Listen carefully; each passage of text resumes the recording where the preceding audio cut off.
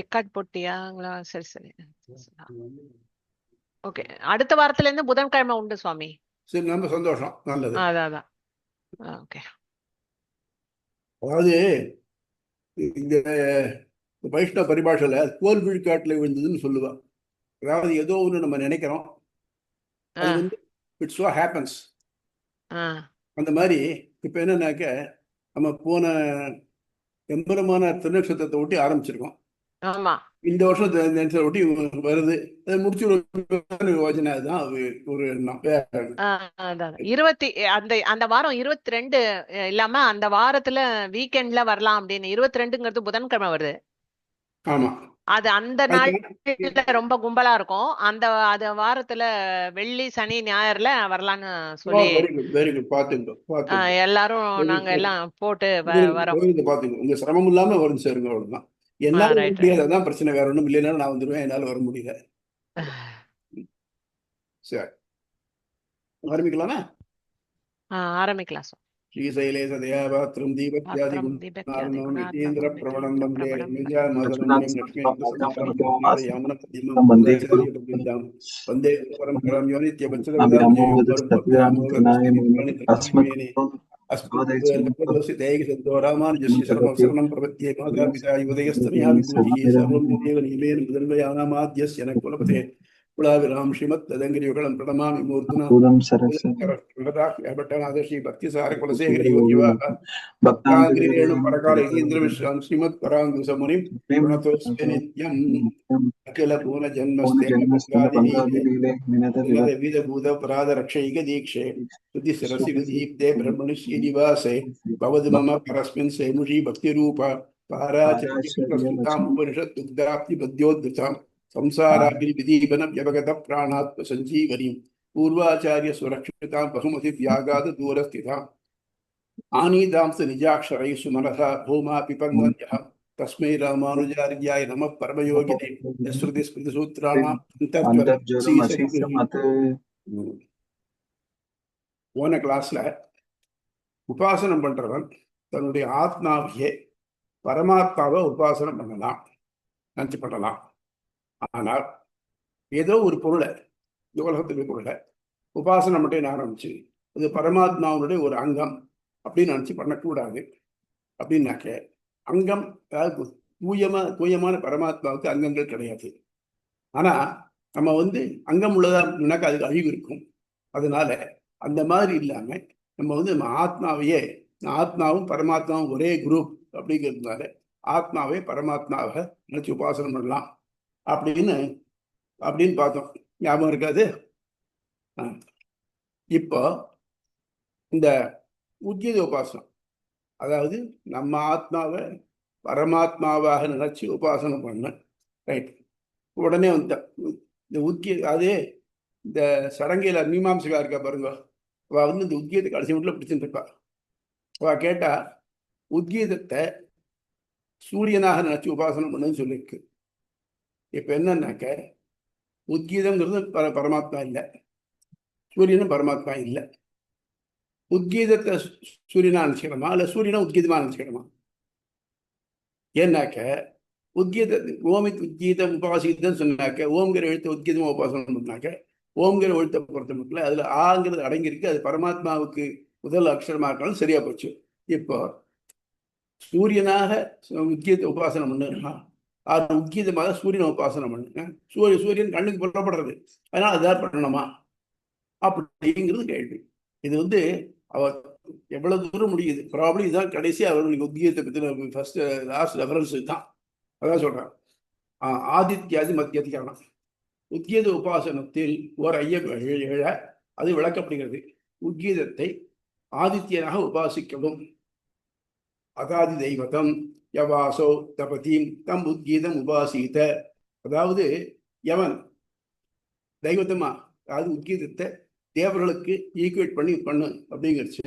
யவனாக இந்த தபதி நம்ம வெப்பப்படுத்துகிறானோ அவனை உத்கீதமா உபாசனம் பண்ணு. சூரியனை உத்கீதமும் தேவதைகள் யார் இவ்வாறு எதிர்ப்புகிறார்களோ அவரை உத்கீதமாக உபாசிக்கவும்.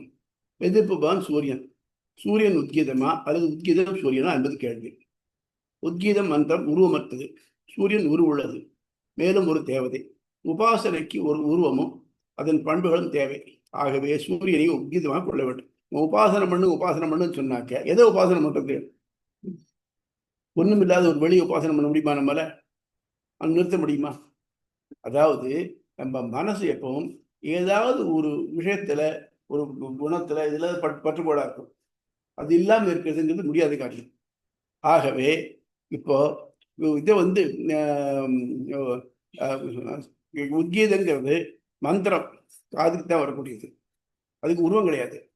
ஆனா சூரியனுக்கு உருவம் இருக்கு. சூரியனாக்க நான் ஒளியை நினைச்சுக்க முடியும், உபாசனை பண்ண முடியும். ஆகவே உபாசனம் கைகூடத்துக்கு வாய்ப்பு இருக்கு. என் மனசுல ஒரு உருவமும் அதுக்குள்ள பண்புகளும் இருந்ததுனாக்க நான் அது மேல கான்சென்ட்ரேட் பண்ண என்ன முடியும்.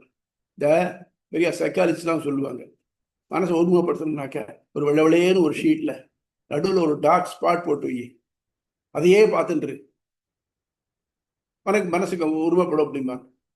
அதாவது ரிலேட்டிவா இந்த வெள்ளைக்கு எகென்ஸ்டா இந்த கருப்பு இருக்கிறதுனால தான் நம்மளால் அது திங்க் பண்ண முடியாது. இல்லை கருப்பாவே ஒன்று இருந்து அதில் கருப்பா ஒன்று போட்டால் தெரியுமா? நமக்கு தெரியாது. அது மாதிரி எல்லாத்துக்கும் குணமானது ஒரு முக்கியமான பகுதி. குணம் இருந்தால் தான் நம்ம உபாசனம் பண்ண முடியும். புரியுறதா? இது முன்னாடி முதல் சூத்திரத்துல சொல்லிட்டு இருக்கோம். இதான் பரமாத்மாவுக்கு குணம் கிடையாதுன்னு சொல்லிருக்கீங்களா? இல்லை இல்லைன்னா உபாசனம் பண்ண முடியாது, குணம் இல்லாத பரமாத்மா இருக்க முடியாது பார்த்து சொல்லிட்டு ஞாபகம் இருக்கா? ரைட். இல்ல சந்தேகம் உண்டா? இப்போ சொல்லுங்க சொல்லுங்க வெற்றி. இல்ல சுவாமி. ரைட். இப்போ புக்குக்கு போகலாம். பேஜ் 366. ஆதித்யாதி மத்தியதிகரணம். சூரியன் முதல்களாக உருவகப்படுத்தும் களம். உபாசனத்துக்கு ஏறிடும் பண்டங்கள் பற்றி ஆய்வு தொடர்கிறது. இக்களத்தில் உத்கீத உபாசனத்தில் ஏறிடப்படுவது சூரியனா அல்லது சூரியனை உத்கீதமாக ஏறிட வேண்டுமா என ஆராயப்படுகிறது. இக்களம் சூரியன் முதலியதாக உருவகப்படுத்தும் களம். ஆதித்யாதி மத்தியதிகரணம் அப்படின்னு பட்டது. ஆதித்யரை சூரியனாக கொள்ள வேண்டுமா என்ற களம். இதுல என்ன சொல்லுவோம், நமக்கு ஸ்கூல்ல ஒரு நேம் இருக்கும், ஆனா வீட்டில் கூப்பிட வேண்டுமா?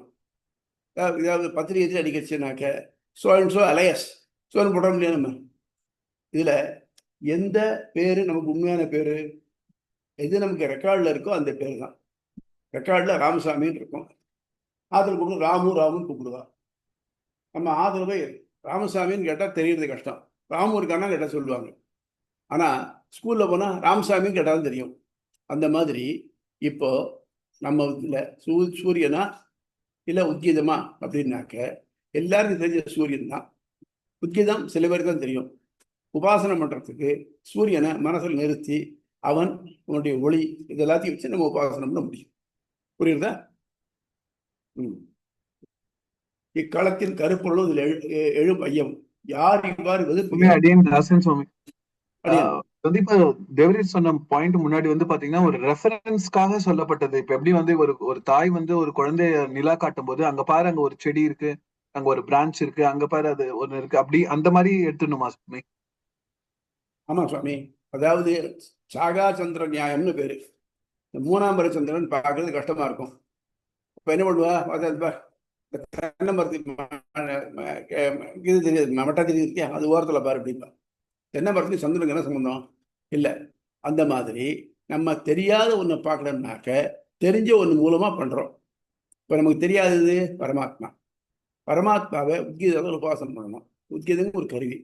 ஆனா இந்த உத்கீதத்தாவே வச்சிருந்தாக்க மனசுல அது ஒரு மந்திரமா இருக்கு, அது தெரியல, மனசுல நிலைக்கிடம் இல்லையா? அதுக்காக இந்த உத்கீதத்தை ஓம்னு சொன்னா ஓம்ங்கிற எழுத்த மனசுல வச்சுக்கலாம், இல்லைனாக்க சூரியனா வச்சுக்கலாம். நீங்க எப்படி உபாசனம் பண்றீங்களோ உங்க உபாசனம் பண்றவருடைய மனப்பாகுக்கு தகுதியா அதை உபாசனம் பண்ணலாம். அதுக்காக நோக்கம் பிரம்மத்தை உபாசனம் பண்றதுதான். புரியுதா? கிளியர் சுவாமி. இக்களத்தின் கருப்பொருளும் இதில் எழு ஐயம். யார் இவ்வாறு எதிர்ப்புகிறானோ அவனை உத்கீதமாக உபாசிக்கவும் கூறப்பட்டுள்ளது. இதில் உத்கீதத்தை சூரியனாக கொள்ள வேண்டுமா அல்லது சூரியனை உத்கீதமாக கொள்ள வேண்டுமா என்ற ஐயம் ஏற்படுகிறது. ஆதித்யாதி மதயா சங்கா உபதேக சூரியன் முதலிய தேவதைகளையே உத்கீதத்தில் ஏறிட்டு உருவப்படுத்த வேண்டும். ஏனெனில் அவ்விதம் பொருள் கொள்ளுதலே பொருத்த முடியாது ஆகிறது. இப்ப நம்ம என்ன பண்றோம்? ஆத்துல சிராதம் பண்றோம். சிராதம் பண்றச்ச சுவாமிகளை வரிக்கச்ச பித்திரு பிதாமக பிரபிதாமக ஸ்வரூபின்னு பண்றோம். சாதம் முடிய முட்டில் அவர் நம்ம பித்திரு நம்ம தாத்தா முத்தாத்தா அப்பா தாத்தா முத்தாத்தா தான் அவர். அப்போ அது மட்டும் அவர் அதுதான். அவருக்கு வேற பேர் இருக்கலாம், அவர் கிருஷ்ணசாமின்னு பேர் இருக்கலாம். ஆனா அந்த சிராதம்ல அவர் அந்த பேரை கூட கூப்பிடக்கூடாது. அவர் பித்திரோடம் தான் கூப்பிடணும். ஒரு யாகத்துல ஒருத்தரை வந்து ரித்திகா வரிச்சாச்சுனாக்க அந்த பேர் தான் யாகம் முடிகிற மட்டும் அவருக்கு. அப்படி சொந்த பேர் அது வராது. அந்த மாதிரி நம்ம என்ன பண்றோம்? பிரம்மத்தை உத்கீதத்தால் உபாசனம் பண்றோம். ஆனா பிரம்மத்தை உபாசனம் பண்றதுக்கு ஒரு நம்ம மனசுல ஒரு உருவம் வேண்டும். அந்த உருவம் சூரியனா வச்சுக்கோ. ஆக சூரியனை உத்கீதமா வச்சுன்னு உபாசனம் பண்ணு அப்படிங்க. இதற்கு ராமாசுவரம் விளக்கமும் நிறுவும் கொள்கையும். ஒன்றை மற்றொன்றாக நினைக்கையில் தாழ்ந்த ஒன்றை உயர்ந்ததாக நினைத்தலே சாலை சிறந்தது. என்ன சொல்றான்? ஒரு 2 கண்ணு தெரியாத பத்தி ராஜமொழின்னு சொல்லலாம். ஆனா ராஜாவை பார்த்து நீ கூட மொழின்னு சொல்ல முடியுமா? முன்னாலே பார்த்தோம். எதுல இதுக்கு தசியத்தாக அபியாசம் புதரியம மக்ஷினிங்கிறச்ச உருவகம் வந்து ஓமை சொல்றச்ச ஒரு தாழ்ந்த பொருளுக்கு உயர்ந்த பொருளை ஓமை சொல்லலாமே தவிர்த்து உயர்ந்த பொருளுக்கு தாழ்ந்த பொருள் ஓமை சொல்ல முடியாது. பெருமாளுடைய திருக்கண்கள் தாமரை மலர் போல் இருக்கும் சொல்றதை விட்டுட்டு குரங்குடைய பகுதி பின்பகுதி மாதிரி இருக்குன்னு சொல்றது தெரியல அப்படின்னு பின்னாலே ப்ரூவ் பண்ணுவாங்க. சூரியன் முதலவே தேவதைகள் ஆகையால் உயர்ந்தவைகள். ஆகவே உத்கீத உபாசனையில் இலக்காக சூரியனை கொள்ளல் தகும். வேள்வியிலும் தேவதைகளையே துதிப்பதாலேயே பலன் கிட்டுகிறது. ஆகவே உத்கீதத்தை உயர்ந்த ஆதித்யன் நினைத்து உபாசித்தல் வேண்டும். எழுதுராசிரியர் குறிப்பு: உபாசனைக்கு ஒரு உருவமும் அதற்கென ஏற்பட்ட பண்புகளும் சேர்த்து உபாசிக்கப்பட வேண்டும் என்பதால் உருவகிக்கப்படும் பண்டம் முக்கியமா, இதை சார்ந்துள்ள பண்புகளும் போன்றவையும் சிறப்புடையவையா என்ற கேள்விக்கு விடைகாணும் முகமாய் இக்களம் எழுந்துள்ளது. தகராகசத்து பார்த்தோம். எது தகராகசத்துக்கு உள்ள இருக்கோ அதுவும் அதன் பண்புகளும் சேர்த்து உபாசிக்கப்பட வேண்டும் அப்படின்னு பார்த்தோம். அது மாதிரி எது சொல்றச்சையும் அவருடைய குணங்களும் சேர்த்தா நமக்கு இப்போ புரியுது. எந்த ஒரு பொருளும் அவருடைய குணத்தினால் பண்புனால்தான் அது அறியப்படுகிறது. இங்கு உபாசிக்கப்படும் பண்டம் சூரியன். அதை உத்கீத மந்திரத்தின் பொருள் இருந்து அப்பண்பு உடையதான் நினைத்து உபாசிக்க வேண்டும். புரியுது? எனி டவுட்ஸ் இதுல? இல்ல சுவாமி. சரி, அடுத்தது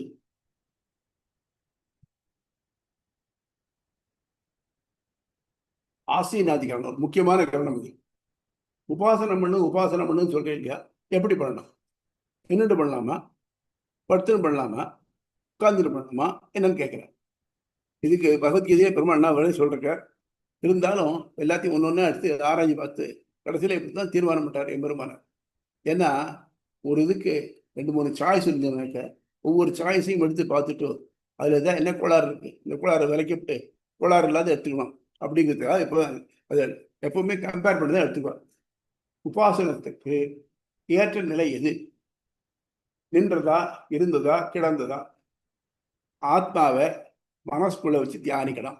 சந்தேகமே இல்லை. முதல்ல இருந்து பார்த்துக்கணும். நம்ம மைத்ரேயி பிராமணத்துல இருந்து ஆத்மாவா அரே திரஷ்டவியா, ஸ்ரோதவியா, மந்தவியா, நிதித்தியாசித்தவியா. ஆத்மா பார்க்கத்தக்கவன், கேட்கத்தக்கவன், மனதில் கொள்ளத்தக்கவன், இடையரா தியானிக்கத்தக்கவன். இன்னும் வந்துட்டு தியானம் கைவிடணும். ஆக மொத்தம் பரமாத்மாவை பார்க்கணும்னாக்க தியானம் கைவிடணும். இது பேசிக் பிரின்சிபிள். இப்போ அப்ப தியானம் பாவ சிந்தையத் பூயா யாயாதீய பிருத்திவி யாயாதீவ அந்தரிக்ஷம் யாயாதீவ தியவ் அத்யந்தி தியாவாதீய பர்வதாக யாயாதீவ தேவ மனுஷியாக. இதெல்லாம் தியானிக்கிறதுன்னு சாந்தோக மனுஷன் சொல்றது. இதெல்லாம் தியானிக்கிறது. தியானம் என்பது நினைவிலும் மேம்பட்டது. இப்போ ஒரு பொருளை நம்ம பார்க்குறோம், அதை யோஜனை பண்ணிக்கிறோம், நல்லா வச்சுக்கிறோம், தீர்ந்து போச்சு. நாளைக்கு எலக்ட்ரிக் பில் கட்டணும், இது மனசில் நிற்கிறது. ஆனால் பகவானை குருவாயூரப்பனை மனசில் தியானிச்சிருங்க. எப்போ நிற்கிறது? எலக்ட்ரிக் பில் கட்டியாச்சுன்னா அது முடிஞ்சு போச்சு. அது எது முடிஞ்சு போச்சு. இப்போ சாதாரண நினைவுக்கும் தியானத்துக்கு என்ன வித்தியாசம்னாக்க, தியானம்ங்கிறது பெரனியல். மற்ற நினைவுகள் எல்லாம் டிரான்ஸ்லேஷனாக. இப்போ நம்ம எத்தனை படித்தோம், எவ்வளவோ படித்தோம், இன்னொன்று எத்தனையோ பரீட்சைகளாக பாஸ் பண்ணிட்டு இருக்கோம். அன்னைக்கு நம்ம எழுதின கொஸ்டின் பேப்பரை கையில் கொடுத்தா நம்மளால யாராவது எழுத முடியுமா? முடியாது. ஏன்னா தியானம் இல்லை, அது வெறும் ஞானத்தோட முடிஞ்சு போச்சு. தியானம்னாக்க அன்னிலிருந்து பார்த்துட்டு இருக்கேன், நான் பெருமாள் நினைச்சிட்டு இருக்கேன், எனக்கு கண்ணனை பிடிக்கும், ராமனை பிடிக்கும், தியானம் பண்ணிருக்கேன், அது மாறவே மாறாது. அதனால தியானம்ங்கிறது மனசுல அச்சாணி போல பதிஞ்ச ஒன்றும். அதுக்கு என்ன பண்ணணும்னாக்க எல்லாம் இடையறாது இருக்கணும், அதை கண்டினியூட்டி இருந்துட்டு இருக்கணும், அதான் தியானம். இப்போ அதுக்கு உதாரணம் என்ன சொல்றாங்கனாக்க, நிலம் தியானிக்கிறது, வான்வெளி தியானிக்கிறது, ஒளி உலகு தியானிக்கிறது, நீர் தியானிக்கிறது, மலைகள் தியானிக்கின்றன, தேவர்களும் மனுஷர்களும் தியானிக்கின்றனர். இவ எல்லாரும் இயற்கையாகவே அமைஞ்சவா. இவள் எல்லாருக்குமே தியானம்ங்கிறது இயற்கையாக ஏற்பட்டிருக்கு. இப்போ என்ன அர்த்தம்னாக்க, நிச்சலனமா அதுலேருந்து மாறுபடாத அளவுக்கு அதையே நினைச்சிருக்கக்கூடிய அளவுக்கு இவளெல்லாம் இருக்கு. ஆகவே நம்ம ஆமளும் யோஜனம்னா நிச்சலனமா வேற மனசை அங்கங்கே ஓட விடாம உட்காந்து தியானம் பண்ணணும். இப்போ இந்த மாதிரி மனசை ஓட விடாம பண்றதுக்கு என்ன வழி அப்படிங்கிற அதுதான் சமேஷு சௌமா சார்கிரவன்னி பாதுகா விவர்ஜிதா விவர்ஜிதே சப்த ஜலாசயா தீபா மனோனுகூலே நது சக்ஷுஷா பீఠேன கிருஹாணி ஆசிரயன நமோஜ்யதே. இது ஸ்வேதாசுரோபனிஷத்து இருக்கு. எப்படி தியானம் பண்ண ஒருவன் குகை அல்லது பரற்கற்கள், காற்று அடிக்காத இடம், சமமான தூய்மையான தீ ஒலியற்று நிசப்தமான நீரோட்டத்தின் ஒலியற்று ஆறுகளில் நின்றும் விலகி மனத்துக்கு இனிமையான கண்களை துன்புறுத்தாத ஒளியுடைய இடத்தில் தியானிக்க கடவன். என்ன பண்ணும்? குகை மாதிரி இடத்துல இருக்கலாம். அங்க முதல்ல சவுண்ட் பொல்யூஷன் இருக்கக்கூடாது, அதே மாதிரி லைட் பொல்யூஷன் இருக்கக்கூடாது. ஒரேடியா அதனால வெயில் உட்காந்து தியானம் பண்ணலாம் முடியாத காரியம். தியானம் அதே மாதிரி ஒரு நதி கரையில் உட்காந்தவனாக்க நதி போற சல சத்தம் அது மனசை டிஸ்டர்ப் பண்ணும். வேற ஒன்றும் வேண்டாம் சுவாமி, நம்ம பரீட்சைக்காக படிக்கிறோம், படிக்கிறச்சு நிச்சயமாக உட்காந்து படிக்கணும் இல்லையா?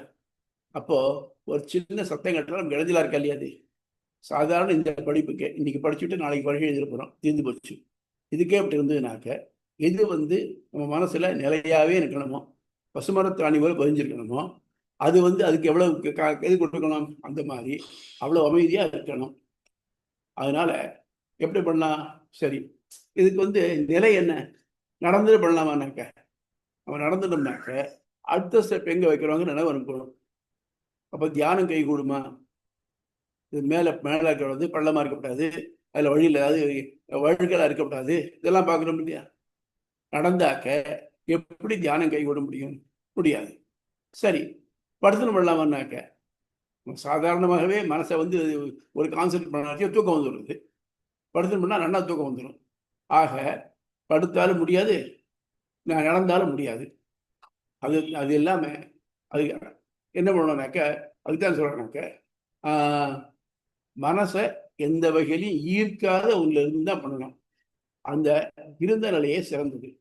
அதுக்கு பகவத்கீதையில பெருமாள் வழங்கா சொல்றார், சுச்சௌ தேசிய பிரதிஷ்டாபிய ஸ்திரம் மானசமாத்மனா நாத்யுச்சிரிதம் நாதி நீச்சம் சேலாஜனம் குஷோத்தரம்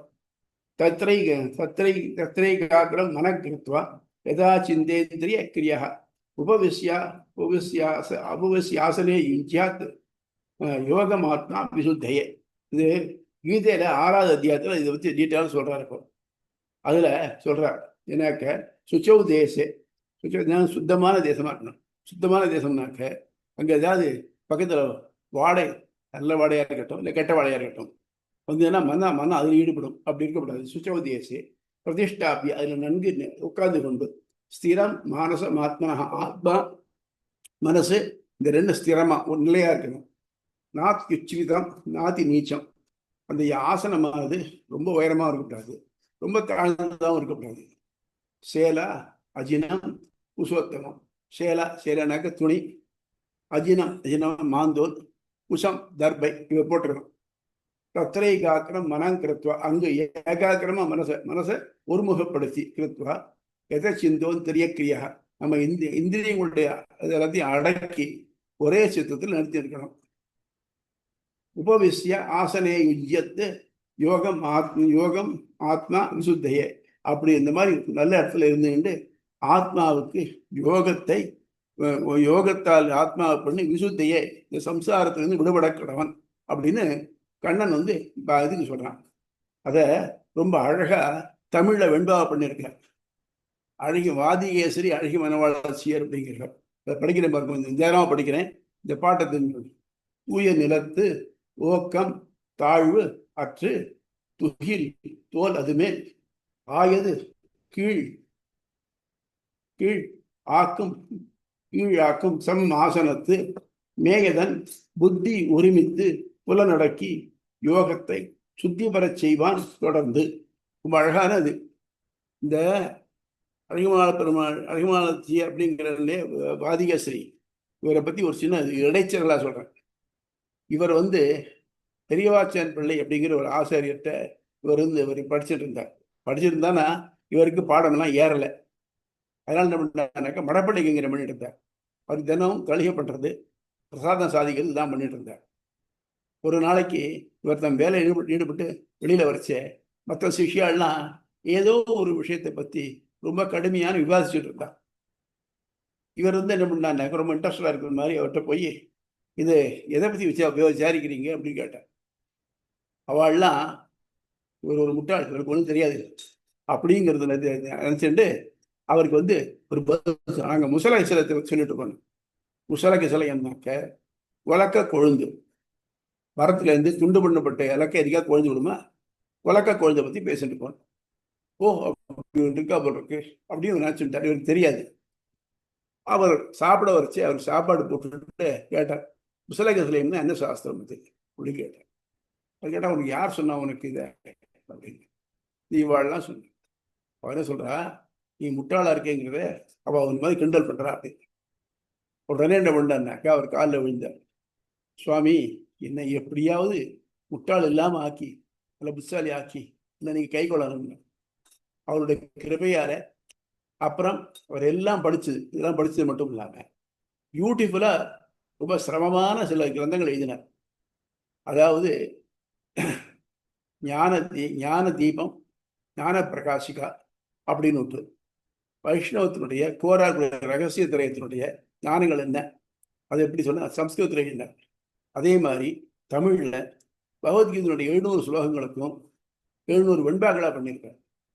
அப்படியான பார்த்துக்கலாம். ஒண்ணுமே இல்லாத ஒருத்தர் ஆச்சாரோட கிருபையினால மட்டும் இந்த மாதிரி பண்ணினார்னாக்க அதுதான் ஒரு விசேஷம்.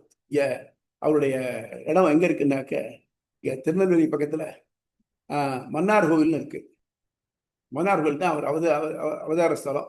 அவர் இன்னைக்கு அவருடைய திருவுருவம் அங்க இருக்கு. அங்கதான் பரம வச்சிருக்கிறார். அங்க போனா பார்க்கலாம். ஆக என்ன பண்ணனாக்க ஆசனமானது நடந்துட்டு குலசேகர ஆழ்வார்து இருந்தது அங்க. குலசேகர ஆழ்வார், குலசேகர ஆழ்வாருக்கு இதுல இருக்கு ஆழ்வார் குறிச்சின்னு இருக்கு. திருநெல்வேலியில இருந்து தென்காசி போற ஆழ்வார் குறிச்சி. அது இல்ல, அது மன்னார் கோயில் நினைச்சிட்டேன் நான் தெரியாம. மன்னார் கோவில்ல குலசேகர கடைசியில பரம வச்சார். கடைசி காலத்துல இருந்தது எங்கன்னாக்க ஆழ்வார் குறிச்சி. அதாவது திருநெல்வேலியில இருந்து தென்காசி போற வழியில 5வது 6வது ஸ்டேஷன் அது. அங்க ஆழ்வார் அங்க குலசேகர அவர் தங்கி இந்த இடம் வச்சிருக்கார். குலசேகர ஆழ்வாருக்கு அதுல தனியா சந்நிதி இருக்கு. ஆனா அவர் மன்னார் கோவில்ல வந்து பரம வச்சார். அவர் அந்த மன்னார் கோயில்ல தான் அந்த இவர் இருந்தாருங்கிற இப்போ யாரு இவர் அழகிய மனவாளச்சியர். அழகிய மனவாளச்சியர். ஆமா, வாதிகேசரி அழகிய மனவாளம். அழகிய மனவாளம் 2 பேர் இருக்கா இது வைஷ்ணவ பரம்பரையில. இவர வாதிகேசரி அழகிய மனவாளச்சியர். வாதிகேசரினாக்க யாரு மாதம் பண்றாலும் அவளுக்கு சிங்கம் பண்றவர். கேசரினா சிங்கம் பண்றவர். அவர் வந்து சொன்னார் அப்படிம்பார். அதாவது அவருடைய அச்சீவ்மெண்ட் இது ரியலி ஒண்டர்ஃபுல். ஒண்ணுமே தெரியாம இருந்துட்டும் இவரோட ஆச்சாரிய கிருப்பையினால வந்தாருனாக்க ரொம்ப ஹைலி அப்ரிஷியபிள் அது. ஆக ஒருத்தன் உபாசனம் பண்றதுக்கு என்ன பண்ணணும்னாக்க அவனுக்கு நடந்துட்டு பண்ண முடியாது, படுத்துட்டு பண்ண முடியாது, உட்கார்ந்துட்டு பண்ணணும். அது அதிக உயரமாகவோ இல்லை அதிக தாழ்ந்ததாகவோ இல்லாம சமமானதா இருக்கணும். அது உறுத்தல் தான் கூடாது. அது மட்டும் இல்லாம ஏதாவது ஒரு புலனை ஈர்க்கிற மாதிரி ஒன்று வாசனை, சத்தம், ஒளி இதெல்லாம் இருக்கக்கூடாது. அப்படி இருந்தா தான் மனசு வந்து கான்சன்ட்ரேஷன் கிடைக்கும் அப்படின்னு சொல்றேன். புரியுறதா? Any doubts?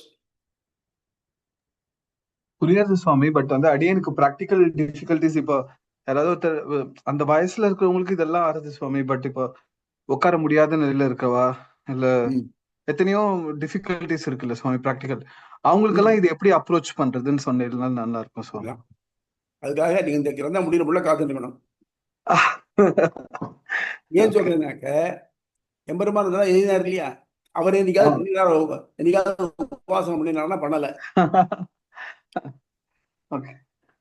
ஆனா இது நீங்க கேட்கிற மாதிரி எல்லாருக்கும் முடியும். யாரா இருந்தாலும் நீங்க நீங்க என்னத்தை தான் இந்த 4 கதையும் அடைச்சி பண்ணாலும் கூட உங்களை தேடிட்டுதான் வந்து சேருவீங்க. அப்படி இருக்கிறதுனால இங்க வந்து இந்த சோகால் உபாசனம் உட்கார்ந்து தியானம் பண்றதுங்கிறது பிராக்டிகலி இம்பாசிபிள். யாராவது ஒரு அவனுடைய கிருபா கடாட்சம் நன்னா இருக்கக்கூடிய ஒருத்தரால எல்லாத்தையும் உலகத்தை பூரா மறந்துட்டு நல்ல நடுச்சந்தையில உட்கார்ந்து கூட அவளை தியானம் பண்ண முடியும். அந்த மாதிரி எண்ணம் இல்லாதவாளுக்கு இது முடியாத காரியம்.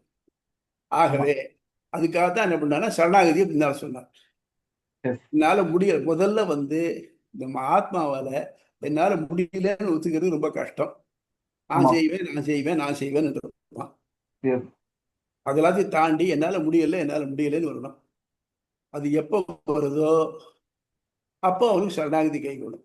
அதனாலதான் இன்னைக்கு வைஷ்ணவ சாஸ்திரங்கள் எல்லாம் பாத்தீங்கன்னாக்க சரணாகதியைத்தான் மெயினா வச்சுட்டு இருக்கு. ராமாயணத்துக்கே சரணாகதி சாஸ்திரம்னு பேரு, திருவாய்மொழியே சரணாகதியை தான் எடுத்துட்டு இருக்கு. ஆக நமக்கு வந்து பிராக்டிக்கல் திங் இது தியரிட்டிக்கல் திங் எதுக்குன்னாக்க, ஐயா நீ சரணாகதியில் எதை அச்சீவ் பண்ற, இவ்வளவு கஷ்டமான ஒண்ணு இதுதான் அச்சீவ் பண்ற. இவ்வளவு உபாசனம் பண்ற எவ்வளவு கஷ்டமா இருக்கு, உட்காரது இடத்துல அச்சு கஷ்டமா இருக்கு. இப்படிப்பட்ட ஒண்ணு உனக்கு ஒரு ஈஸியா ஒருத்தர் இங்க பண்ணி தராருனாக்க எவ்வளவு சௌகரியம் பாருங்க. வேறன்னு வேண்டாம் சுவாமி. நமக்கு என்ன புரியுற மாதிரி சொன்னாக்க, முந்தைய காலத்துலலாம் வயத்துல இங்க உடம்புல ஏதாவது கோளாறு இருந்ததுனாக்க ஆக்சுவலா அதை வந்து ஒரு பெரிய இன்சிஷன் பண்ணி அதுலேருந்து அந்த இதை ஆப்ரேட் பண்ணி போட்டுட்டு திருப்பி அதை தைச்சு அப்புறம் தையல் காரத்துக்கு நாள் ஆகும். ஆஸ்பத்திரியில் வந்துருக்கணும். இப்போ அதெல்லாம் இல்லை. லேப்ரோஸ்கோப்பின்னு ஒரு தொலை மட்டும் போட்டு அதை எடுத்துறாளா இல்லையா? இப்போ இதை பார்க்குறவளுக்கு என்ன தெரியும், என்னடா அது இவ்வளோ பெரிய ஆப்ரேஷன், இந்த ஒரு ஊசி தொலையை கொண்டு போட்டுறாளே அப்படின்னு சொல்றது இல்லையா? அது மாதிரி இதனுடைய டெவலப்மெண்ட் அது.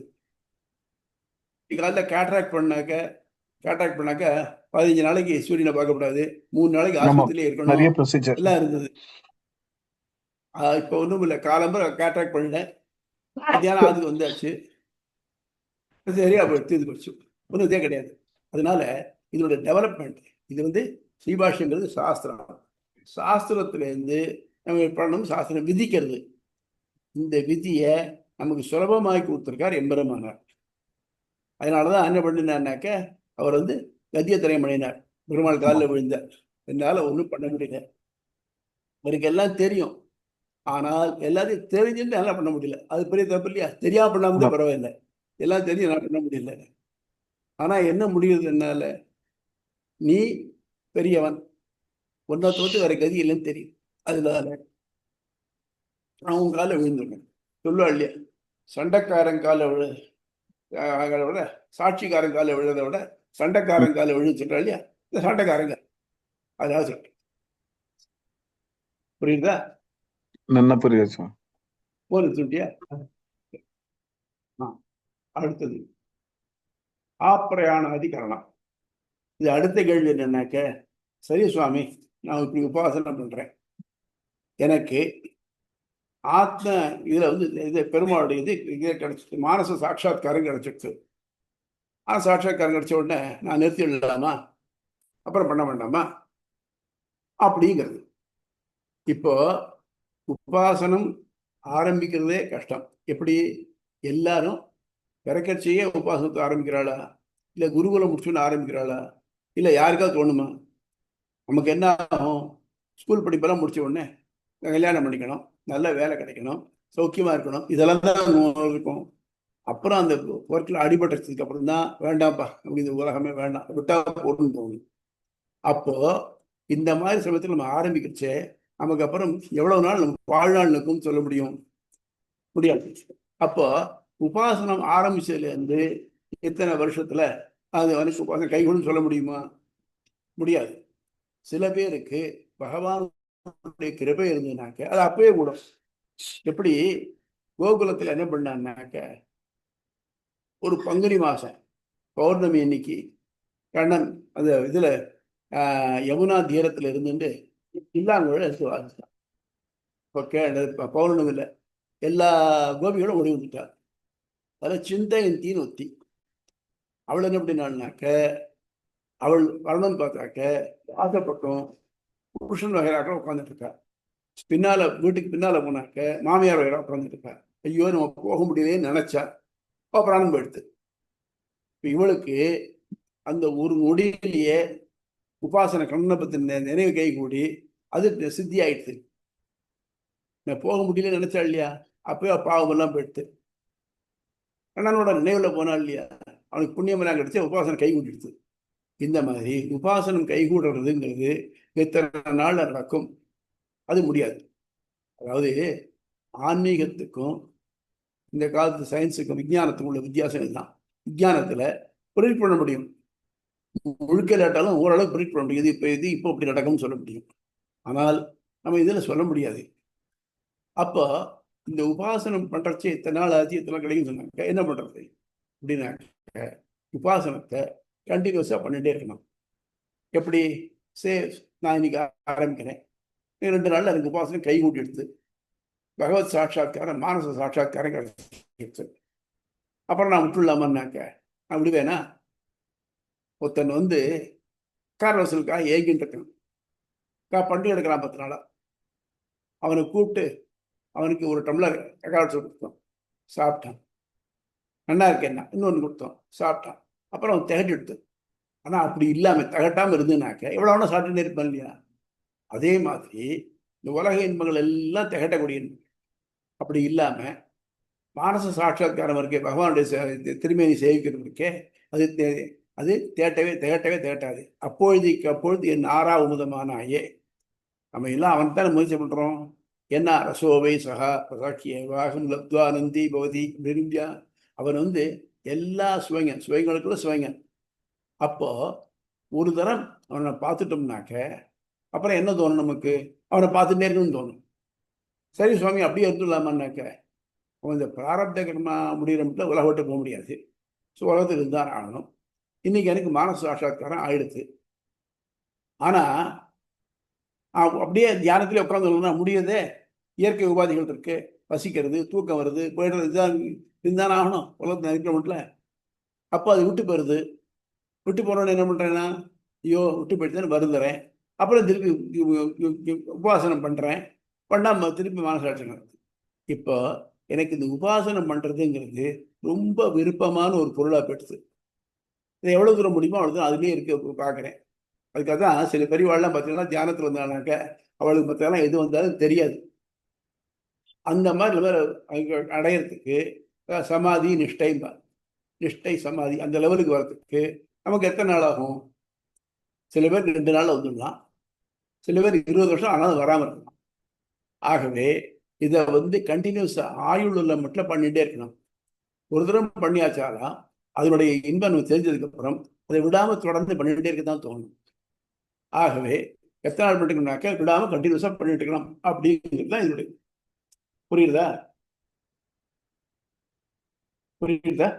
சுவாமி. ஆப்ரயாணாதிகரணம். உபாசனம் எவ்வளவு காலம் செய்யப்பட வேண்டும்? உபாசனம் கைகூடுவதின் காலம் மனிதருக்கு மனிதர் மாறுபடலாம்.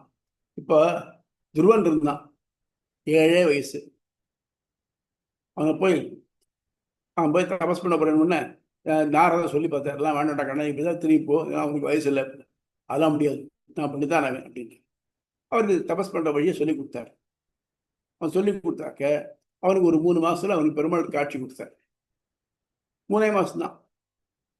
ஆனா விஸ்வாமித்தர் இருக்கா பாருங்க, ஒவ்வொரு திசைக்கு போய் 100 வருஷம் தபஸ் பண்ணிட்டான்.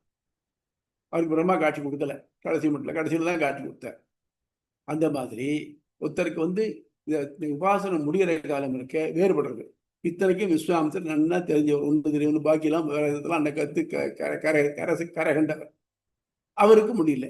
ஆனா துருவன் எதுவுமே தெரியாது, அவன் இன்னும் பாடசாலைக்கு போகல, அவனுக்கு கிடைச்சது. ஆக உபாசனத்தின் முடிவு காலம் யாருன்னு யாருக்கும் தெரியாது. ஏன்னா இவன் உபாசனத்துல பெருமாள் காட்சி கொடுக்கிறது பெருமாளுடைய விருப்பம், இவனுடைய விருப்பம் இல்லை, இவனுடைய கம்பல்ஷன் இல்லை.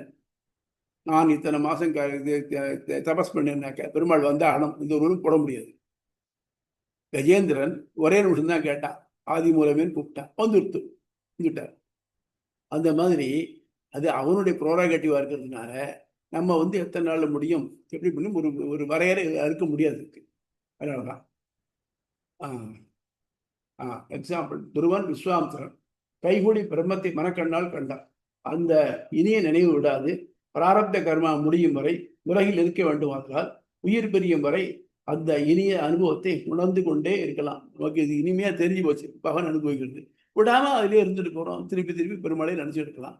எவ்வளவு தூரம் முடியுமோ அவ்வளவு தூரம். அதாவது மற்ற உடல் உபாதைகளை இல்லாம மற்ற எந்த டிஸ்டர்பன்ஸும் இல்லாமல் இருந்ததுனாக்க இருக்க முடியும். நம்மாழ்வார் இருந்தார் இல்லையா, 16 வருஷம் அதை பற்றியே இருந்திருந்தார். அப்புறம் விதரவியாழ்வார் இருந்தார், அப்போ அவர்கிட்ட 4 பிரபந்தத்தையும் கொடுத்தார். அப்போ உபாசனை நடக்கலையே சொல்றச்சே, அப்புறம் திருப்பி உபாசனம் இருந்தால் அங்கேருந்து பண்ணிட்டு போயிட்டார். அந்த மாதிரி உபாசனம்ங்கிறது அவருடைய முடிவு இருந்தாக்க இனிமையா இருக்கிறதுனால விடாம பண்ணத்தான் தோணும். எது மட்டும் நம்ம உயிரோட்ட இருக்கிற மட்டும். அப்புறம் தான் அங்கேதான் நேர போய் பார்த்துறப்புறமே அப்புறம் இந்த பிரச்சனையே இல்லையே. அதனால உபாசனத்தை இத்தனை தான் பண்ணுங்கிற இதுக்கு ரெஸ்ட்ரிக்ஷன் கிடையாது, உயிர் உள்ளவரை பண்ணிட்டு இருக்கணும். யாவது ஆயுஷம் பிரம்மலோகே அபிசம்பத்தியதே கச்சபலராவர்த்ததே, இது சாந்தோகத்தை கடைசி ஸ்லோகம், கடைசி இருக்குது. என்ன பண்ணணும், யாவது ஆயுஷம் என்ன பண்றானாக்க அது சமரைஸ் பண்றதுல தன் படிப்பு முடிந்தவுடன் குருகுலத்தில் நின்று திரும்பியவனாய் குடும்பம் உடையவனாய் ஒரு தூய இடத்தில் வாழ்ந்து கொண்டு சீடர்களுக்கு அறவழி காட்டி கொண்டும் எந்த பிராணிகளுக்கும் தீங்கு செய்யாது உயிருள்ளவரை பிரம்மத்தை தியானித்து பிரம்ம உலகை அடைய கிடவன். அவன் ரொம்ப கிளீனா சொல்றாரு, அப்பா உன் நோக்கம் பிரம்மத்தை அடையத்தான், ஆனா நீ இந்த கல்வி கத்துண்டியே இது வீணா போகக்கூடாது. இது 4 பேர் சொல்லித்தரணும். நீ சொல்லி தச்சிருக்க, நீ என்ன பண்ணணும்னாக்க எல்லா உலகத்துல எந்த பொருளும் பகவானால படைக்கப்பட்டது, அதை டேமேஜ் பண்றது நீ அதிகாரி இல்லை. எந்த ஒரு பிராணிக்கும் எந்த விதமான தொந்தரவும் பண்ணக்கூடாது. ஒரு நல்ல கன்னியை கல்யாணம் பண்ணிட்டு நல்ல இடத்துல இருந்துட்டு சீடர்களுக்கு பாடம் சொல்லி கொடுத்துட்டு யாருக்கும் இடைஞ்சல் பண்ணாத வகையில் இருந்துட்டு பிரம்மத்தை தியானிச்சுட்டே எப்போ பிரம்மலோக ஆடையில மட்டும் தியானிச்சுட்டு இருப்பேன் அப்படின்னு சாந்தோகத்தில் கடைசியில் முடிக்கிறார். அதுதான் அது அச்சபலராக வருது. நீ அங்கே போனேன்னாக்க அப்புறம் நீ திரும்பி இங்கே வரமாட்டேன். ஏன்னா இங்கே இருக்க உபாசனத்தில் நம்ம ஆழ்ந்திருந்தாலும் நம்ம உடம்பானது அதுக்கான தேவையினால நம்ம இந்த உலக இயற்கையை பற்றி வந்துடும்.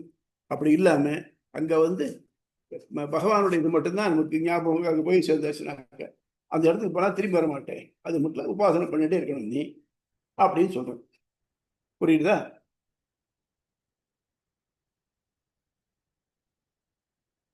புரியுதா? ஆம் சுவாமி. பட் சுவாமி இந்த 2 கம்பாரிசன் இருந்தது இல்லையா சுவாமி, அதாவது துருவன் அண்ட் விஸ்வாமித்ரர் அவளுக்கு. இப்போ துருவன் பாத்தீங்கன்னா பால திருஷ்டேனேன்ட்டு அவனுக்கு காமக்ரோதங்கள் இல்லை, மத்த 6 உந்துதல்கள் இல்லை, முக்குணங்களுடைய பெரிய பாதிப்புகள் இல்லை. ஆனா விஸ்வாமித்திரருக்கு பாத்தீங்கன்னா அகங்காரம் இருந்து திருசங்கு மேனக இதனால மேனிட்ட இருந்துட்டார். அப்ப பாத்தீங்கன்னா இவங்க 2 பேரையும் கம்பேர் பண்ணும்போது பாத்தீங்கன்னா ஒருத்தனுக்கு இந்த முக்குணங்கள் உந்துதல்கள் காமக்ரோதம் இதெல்லாம் இருக்கும்பொழுது உபாசனம் அது ஸ்கேட்டர் ஆயிடுறது, ஐ மீன் டிவியேட் ஆயிடுறது அந்த மாதிரி. பட் துருவனுக்கு அதெல்லாம் இல்லாததுனால பாலதிருஷ்டேனன் அவன் இருந்ததுனால அவனுக்கு ரொம்ப சீக்கிரத்துல சித்தித்தது அப்படின்ற ஒரு லெசன் அனாலஜி நம்ம எடுத்துக்கலாமா அப்படின்றதுதான் எடுத்துக்கலாம். பாசிபிள். அதுதான் முதல்ல இவர் இதுல மேனகே வேற சொல்லாட்டாலும் என்ன சொல்றாங்க, சத்தம் இருக்கக்கூடாது, வெளிச்சம் இருக்கக்கூடாது, காத்து சொல்றல. அதாவது எந்த ஒரு வகையிலையும் இந்த மனசானது சலனப்படக்கூடியது. சலனப்படத்துக்கு வழி இல்லாம இடத்துல உட்காந்துக்கணும், மனசை ஒருமுகப்படுத்த முயற்சி பண்ணணும். ரொம்ப கஷ்டம் சுவாமி. அதே பண்ணிட்டே இருக்கணும் அப்படிங்கிறார். புரிஞ்சா? இப்ப புக்கு போகுமா, பேஜ் 367 ஆசீன அதிகரணம், அந்த தியான நிலையை பார்த்தோம் இல்லையா, அதை பார்ப்போம். இக்களத்தின் பெயரும் தொடர்பும் உபாசன கோட்பாடுகள் தொடர்ந்து ஆராயப்படுகின்றன. உபாசிப்பவர் நின்ற இருந்த கிடநிலைகளில் எதை கைக்கொள்ள வேண்டும் என்பது ஆராயப்படுவதால் இக்களம் இருக்கை நிலைக்களம் ஆசீனாதிகளம் எனப்படுகிறது. முக்தி நெறிக்கு உபாசனம்தான் வேதாந்தங்களால் விதிக்கப்பட்டுள்ளது என இதுவரை நிறுவப்பட்டது. இந்த தியானத்தை என் நிலையில் நின்று அமர்ந்து கிடந்து செய்ய வேண்டும் என்பது இக்களத்தில் ஆராயப்படுகிறது. பிரதாரண்யகம் இடைவிடாது மனதில் இருத்த வேண்டும் என மனதில் இருந்து தியானிப்பதையே வேதம் விதிக்கிறது. அத்துடன் வானம் தியானிக்கிறது, நிலவும் தியானிக்கிறது, ஒளி உலகம் தியானிக்கிறது, நீரும் தியானிக்கிறது, மலர்களும் தியானிக்கின்றன என்று காட்டப்படுகிறது. இவற்றில் மனிதன் எந்த நிலையிலிருந்து தியானிக்க வேண்டும் என்பது ஆய்வுக்குரியதாகிறது. இக்களத்தில் சூத்திரங்களும் பொருளும். ஆசீன சம்பவாதம் அமர்ந்து கொண்டே உபாசிக்க வேண்டும். அப்பொழுதுதான் மன ஒருமைப்பாடு கிட்டும். தியானாச்ச ஒருமைப்பட்ட சிந்தனையும் ஏற்படும். அதாவது நமக்கு வேற ஒன்றும் இல்லை சுவாமி, நம்ம ஒரு இடத்துல உட்கார்ந்துட்டு இருக்கோம். இப்போ அம்மா எதையும் கண்ட்ரோல் பண்ண முடியும். நான் உட்கார்ந்துட்டு இருக்கேன், என் காலை கொசு பிடிக்கிட்டு இருக்கு, காணுக்கெல்லாம் போகுங்கிறது. இப்போ ஓரளவுக்கு இந்த பாடம் சொல்லிட்டு இருந்துச்சு, அது நிறுத்தி அது தெரியல. ஆனால் நிறுத்தினோன்னு பார்த்தீங்கன்னா நம்ம கழிக்கிறதுக்கு தெரியுது. இந்த மாதிரி இது சாதாரண ஒரு அற்பமான பிராணி, அது பண்ணுறதே நமக்கு இடைஞ்சலா இருக்கே. இந்த மாதிரி நிறைஞ்ச போய் காட்டில் போய் இருந்து பண்ணாக்க எப்படி இருக்கும்? அப்போ என்ன பண்ணணும்னாக்க இதுக்கெல்லாம் இம்யூன் ஆகணும். அப்போ அதுக்காக அது அட்ராக்ட் பண்ண புலங்களை அட்ராக்ட் பண்ணாத அளவுக்கு என்னெல்லாம் இருக்க முடியுமோ அதெல்லாத்தையும் மண்டு உட்கார இடத்துல கல்லெல்லாம் இருந்ததுனாக்க உருத்தம், தியானம் வராது. அதெல்லாம் இல்லாமல் அதுக்கு சௌக்கியமாக இடத்த பார்த்து உட்காந்துக்கணும். அதான் சொல்கிறேன். தியானாச்ச ஒருமுகப்பட்ட சிந்தனையும் ஏற்படும். அச்சலத்துவம் சாபேட்சிய அசைவின்றி நிலையாக இருக்கும் நிலையே தியானம் சார்ந்துள்ளது. அச்சலம்னா நகராதது. கடல் இதுக்கெல்லாம் பேரு, மலைக்கெல்லாம் அச்சலம்னு பேரு. வெங்கடாச்சலம் சொல்றோம் இல்லையா, அருணாச்சலம் அச்சலம்னு. ஸ்மரந்திச்ச ஸ்மிருதிகளும் இதை உறுதி செய்கின்றன. எத்தனை காக்கிறதா தத்திர விசேஷாத். மன ஒருமைப்பாட்டு எங்கு மன ஒருமைப்பாடு கிட்டுகிறதோ அந்த இடத்திலேயே இது குறிப்பிட்டு வேற எதுவும் சிறப்பிக்கப்படாது. சில பேருக்கு பார்த்தீங்கன்னாக்க அப்படியே நினைச்சானா கப்பன் அப்படியே தியானத்தில் போயிடுவா முடியும். இப்போ ஃபார் எக்ஸாம்பிள் இது இருக்கு பாருங்க, ராமகிருஷ்ணா மட் வேலூர் போனீங்கன்னாக்க அந்த இடம் வந்து ஒரு இதுவே இல்லாம ஒரு சஞ்சரி பின் டிராப் செயலுக்கு அந்த மாதிரி இருக்கும். அங்க போனாக்க வெறும் பார்க்கறதுக்கு போனாக்க கூட கொஞ்சம் உட்காந்து தியானம் பண்ணலாம் போல தோணும். அந்த மாதிரி ஒரு சூழ்நிலை ஆக்கி வச்சிருக்க, அவ்வளவு நல்லா இருக்கு. அந்த மாதிரி நம்ம மனசை அதுல கட்டுப்படுத்தி கொண்டு வரணும்.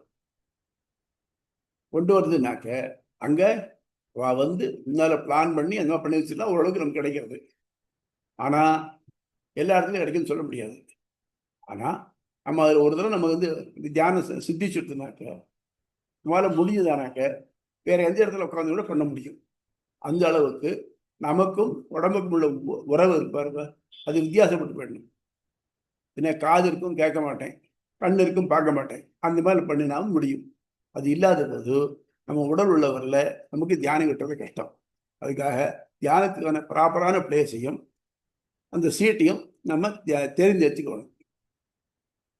இதற்கு ராமானுஜர் விளக்கம். நடத்தல் படுத்தல் ஆகிய நிலைகளுக்கு உடல் மன முயற்சிகள் தொடர்ந்து தேவைப்படுகின்றன. நடத்தல்னாக்க அடுத்த வழி ஸ்டெப் ஒழுங்கா வைக்கணுமே. சரி, நம்ம போறோம், அடுத்ததுல வழுக்க முடியாதுனாக்க முள் இருந்ததுனாக்க இதெல்லாத்துலயும் அது கவனம் விடும் நமக்கு. நடத்தலில் பாதையை நோக்குதலும் படுத்தால் தூக்கம் வருதலும் உடல் இயல்பு. ஆகவே உடலை எவ்விதத்திலும் வருத்தாமல் தியானம் செய்ய வேண்டும். தியானத்திற்கு இன்றியமையாத மன ஒருமைப்பாடு அமர்ந்த நிலையில் தான் கிட்டும். அசையாது இருத்தல் வேண்டும் என்பதற்கு ஒப்புமையாக வானம், நிலம், ஒளி உலகு, நீர், மலைகள் எடுத்துக்காட்டப்பட்டுள்ளன. அதுபோல் அசையாது இருக்கும் நிலையை அமர்ந்து கொண்டுதான் அடைய இயலும். இக்கருத்து ஸ்மிருதிகளாலும் கீதை தூய்மையான இடத்தில் நிலையாக இருக்கையில் மன ஒருமைப்பாட்டுடன் தியானிக்க வேண்டும். அதிக உயரமான அல்லது அதிகம் தாழ்ந்தது அற்ற இருக்கையில் துணி, மாந்தோல், தர்பை கொள்பாய் மீது அமர்ந்து புலன்கள் தம் வழி செல்லாதவாறு அடக்கி யோகத்தால் பரமாத்மாவை தியானிக்க வேண்டும் என உறுதி செய்யப்படுகிறது. இந்த தியானத்திற்கு சேதாசோக புருஷத்து பருக்கைக்கல், தணல், மணல் அற்ற சமதரையான தூய்மையான இடமே உபாசனத்துக்கு ஏற்றது என்பதால் இந்த இடம்தான் இது குறிப்பிடப்படவில்லை. ஆகவே எவ்விடத்தில் ஒருவருக்கு மன ஒருமைப்பாடு ஏற்படுகிறதோ அவ்விடத்தில் அமர்ந்தோடு தியானிக்கலாம். ஒரு மனத்திற்கு எந்த இடத்தில் அமைதி கட்டி மன ஒருமைப்பாடு ஏற்படுகிறதோ அந்த இடத்திலேயே அமர்ந்து உபாசனம் செய்யத்தக்கது. டவுட் உண்டா? சுவாமி, இங்க யோகம் பத்தி சொல்றாங்க இல்லையா, யோகத்தால் பரமாத்மாவை தியானிக்க வேண்டும்னு. அது என்னத்தை மீன் பண்றாங்க? என்னங்க யோகம்ன்றது எதை மீன் பண்றாங்க சுவாமி? நீங்க கேட்க சரியா கால விட யோகம்ங்கிறது சுவாமி, யோகம்ங்கிறது மனசு ஒருமைப்பாட்டுனால பகவானையும் தியானிக்கணும். நீங்க சரியா கேளுங்க, எனக்கு சரியா அவர் என்ன சொல்றாருன்னா யோகம்ன்றது எதை குறிக்கிறது அப்படின்னு கேக்குறாரு. கரெக்டா வெற்றி?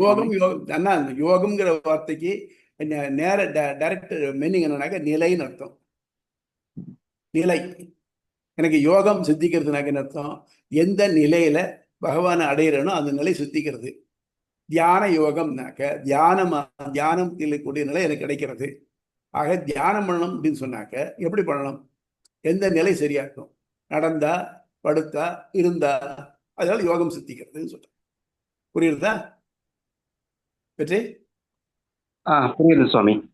அப்புறம் இப்போ நம்ம உபாசனம் பண்றது வந்து இறுதி இலக்கான மோட்சத்துக்காக பண்றோம். ஆமா. அப்ப இடையில கிடைக்கக்கூடிய மானச சாட்சாத்காரம்ன்றது வந்து எப்படி அதை எடுத்துக்கிறது? அக்னாலஜ்மெண்ட் மாதிரி எடுத்துக்கிறதா? எப்படி அது? அதுவே மோட்சமா? உபாசனம்ங்கிறது மானச சாட்சாத்காரங்கிறது என்னன்னாக்க நம்ம மனசுல பகவானை பத்தின தெளிவான எண்ணம் ஏற்பட்டு பகவான் கிடைக்கிறது. ஃபார் எக்ஸாம்பிள், நமக்கு வந்து மானச சாட்சாத்காரம் ஏற்பட மட்டும் சந்தேகங்கள் இருந்துருக்கலாம் மனசுல. அது மட்டும் இல்லாம தட் இஸ் நமக்கு அஷ்யூர்டு திங்ஸ் பகவான் மனசை தெரிஞ்சுட்டாங்கனாக்கா I am sure of it, எனக்கு கிடைக்க முடியும். மானச சாட்சாத்காரங்கிறது நம்ம உலகத்தை நம்ம இஷ்டத்துக்கு போக முடியாது, பராரப்த கர்மா அப்படிங்கிற மட்டும் போக முடியும். ஆனால் அது பராரப்தம் அனுபவிக்க வேணும். அதே சமயத்தில் நம்ம பண்ணின உபாசனத்துக்கு பகவான் மகிழ்ந்து நம்ம மனசில் தோன்றான். அப்போ இந்த ரெண்டு இருக்கக்கூடிய நிலை தான் இந்த தியானம் கைகூடின நிலை. தியானம் கைகூடின நிலையில் நான் இந்த உலகத்துலையும் இருந்துட்டு இருப்பேன், அதே மாதிரி பகவானை அனுபவிச்சுட்டு இருப்பேன். பகவானை அனுபவிக்கிறதுனாக்க இந்த உலகத்தில் முடியாது, நியாயமாக பார்க்க போனாக்க அங்கே போய் தான் பார்க்கணும். ஆனால் தியானம் கைகூடுறதுங்கிறது இந்த உலகத்தில் முடியாது, ரொம்ப கஷ்டமாக இருக்கும். ஆனால் இந்த ரெண்டு நிலைமையில் இருக்கக்கூடியது தான் அந்த இடைப்பட்ட நிலை.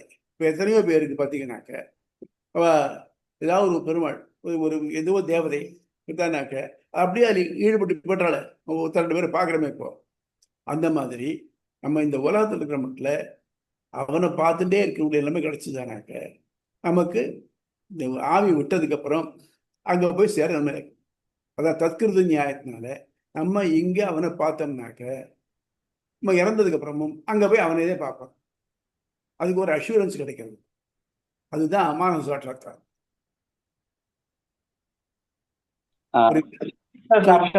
சுவாமி, இப்போ நமக்கு சந்தேகம் போயிடுது. அதாவது நம்ம பரபிரம்மம் இவன் தான் அப்படின்றது நமக்கு கன்ஃபார்ம் பண்ணி கொடுக்குறான் அவன். அப்படிதான். அதையேதான் நாம வந்து இப்ப படிக்கிறோம் இல்லையா? இப்ப இதுலயே வந்து நிறைய தர்க்கவாதங்களாகட்டும், அதுக்கப்புறம் அனுமானம், இதெல்லாம் சாஸ்திரம், இதெல்லாம் பாக்குறோம். இதுலயே பார்த்து தெளிவான ஒருத்தவங்களுக்கு அதுவே சாட்சாத்காரமா எடுத்துக்க முடியுமா? நான் நம்புறேன். ஏன் தெரியுமா? நான் படிக்கிற தியரட்டிக்கலா நான் படிச்சுட்டோம். நீங்க வந்து ட்ரோனை பத்தி கேள்விப்பட்டிருக்கீங்க. ட்ரோன் பார்த்துருக்கீங்களா? இல்ல இல்ல. அதான் அந்த மாதிரி நிறைய விஷயங்கள் நம்ம படிக்கிறோம், இல்லைங்கல்ல. ஆனால் நமக்கு அதை பத்தின ஒரு விஷயம், ராமனுக்கு இது என்னன்னு தெரியாது, நமக்கு அது என்னன்னு தெரியும், அவ்வளவுதான். அதை பார்த்து அதை அனுபவிக்கிற மட்டும் அந்த இது நமக்கு தெரியாது. ஆக இப்போ அடியன் தாஜ்மஹாலை பார்த்துருக்கேன். சப்போஸ் உங்களுக்கு தாஜ்மஹால் விளக்கணும்னாக்க என்னத்தை தான் விளக்கினாலும் நீங்க நேர பார்க்குற அனுபவம் மாதிரி அது கிடைக்காது. அதனால இப்ப நமக்கு கிடைக்கக்கூடிய எல்லா இதுவும் தியரட்டிக்கல். அப்போ மானச சாட்சாத்காரம் பிராக்டிக்கல். அது என்ன ஆகும்னாக்க சப்ஜெக்டு, இந்த லௌகிகத்துக்கு சப்ஜெக்டு அது அந்த கிளிம்சஸ்ல இருக்கும். சில பேர் நல்லா தியானத்துல வந்துடுவா, ஆனா அவள் சத்தம் கேட்டா முடிச்சு விடுவா. இப்ப சொல்றோம் இல்லையா, முனிவர்கள்லாம் ஞானத்துல இருந்தா அவளை போய் உலிப்பு எடுக்க வேண்டியிருந்தது, இதெல்லாம் இல்லையா, இந்த மாதிரி இருந்தது இல்லையா. அப்போ இந்த உலகத்தில் இருந்த மட்டும் தியானமும் உண்டு, விழிநிலையும் உண்டு, இயற்கையும் உண்டு. அப்போ என்ன ஆகுது, நம்முடைய அவனை அனுபவிக்கக்கூடிய நிலைமை இருக்கே அது லிமிட்டடா போயிருக்கு. அப்படி இல்லாம பர்மனண்டா அனுபவித்து என்ன பண்ணணும், இந்த உடல் இல்லாம போறதுக்கு நம்ம உயிர் விட்டுறதுக்கு தான் போக முடியும். அதனால இந்த தியானத்தினால அவனை வரவழைச்சிக்கிட்டு மனசுல வச்சுட்டோம்னாக்க people is sure of going that. அதுதான் சத்கிருது நியாயம் சொல்றோம் இல்லையா. இந்த உலகத்துல நம்ம அவனை இந்த உடம்புடைய வந்து அவனை பார்த்துட்டே இருந்தோம்னாக்க உடல் நீங்கினாலும் அங்கே போய் சேருவோம் அப்படிங்கிற ஒரு நிச்சயமாக இது ஏற்படும். அதுக்காக தான் பண்ண சொல்றேன். இப்போ நேர்ல தெரியறது அப்படின்றது வந்து மனுஷனுக்கு எப்பயுமே சந்தேகமுடையதான் இருக்குது. உதாரணத்துக்கு நேற்று கூட ராமானுஜர் 102வது பார்த்தோம். இறைவனே வந்து ராமனாவும் கிருஷ்ணனாவும் அவதாரம் பண்ணாலும் கூட மக்கள் வந்து அவனை கடவுளா கண்ணால பாக்குறோம். அப்படி இருக்கும்போது இந்த சாட்சாத்காரன்றத வந்து நம்ம எப்படி அதை கனவா எடுத்துக்க வாய்ப்பு இருக்கு இல்லையா? கனவுக்கும் அதுக்கு வித்தியாசம் உண்டு. கனவுங்கிறது எப்பயோ சமயத்துல எப்படியோ ஏற்படுறது, ஒருத்தருக்கு மட்டும் ஏற்படுறது. கண்டினியூஸா வருதா? ஒரே மாதிரி இந்த டிவி சீரியல் மாதிரி கண்டினியூஸா ஏதாவது வருதா? இல்லை இல்லையா. இது வந்து சம்பந்தமில்லாத வருது. ஆனா இது அவன் மட்டும்தானே வரான். அதுவும் அவனுடைய குணங்கள் தான் தெரியறது இல்லையா. அதுல அதான் முண்டகம் முன்னாள் ஒரு இது முதல் இது படிக்கச்சியே சொன்னேன். நான் சொல்றேன் இல்லையா, வித்யதே எதேத் கிரந்தி சித்தியதே தத்திர சம்சய க்ஷீயந்தே சர்வகர்மாசு தஸ்மின் திரஷ்டே பராவரே. அவனுக்கு இறைய இதயத்துல முடிச்சுகள் இருந்துட்டே இருக்கு. அதெல்லாம் என்ன இருந்ததுனாக்க அவனை மான சாட்சாத்காரந்தோட அந்த முடிச்சுகள்லாம் போட்டுருது.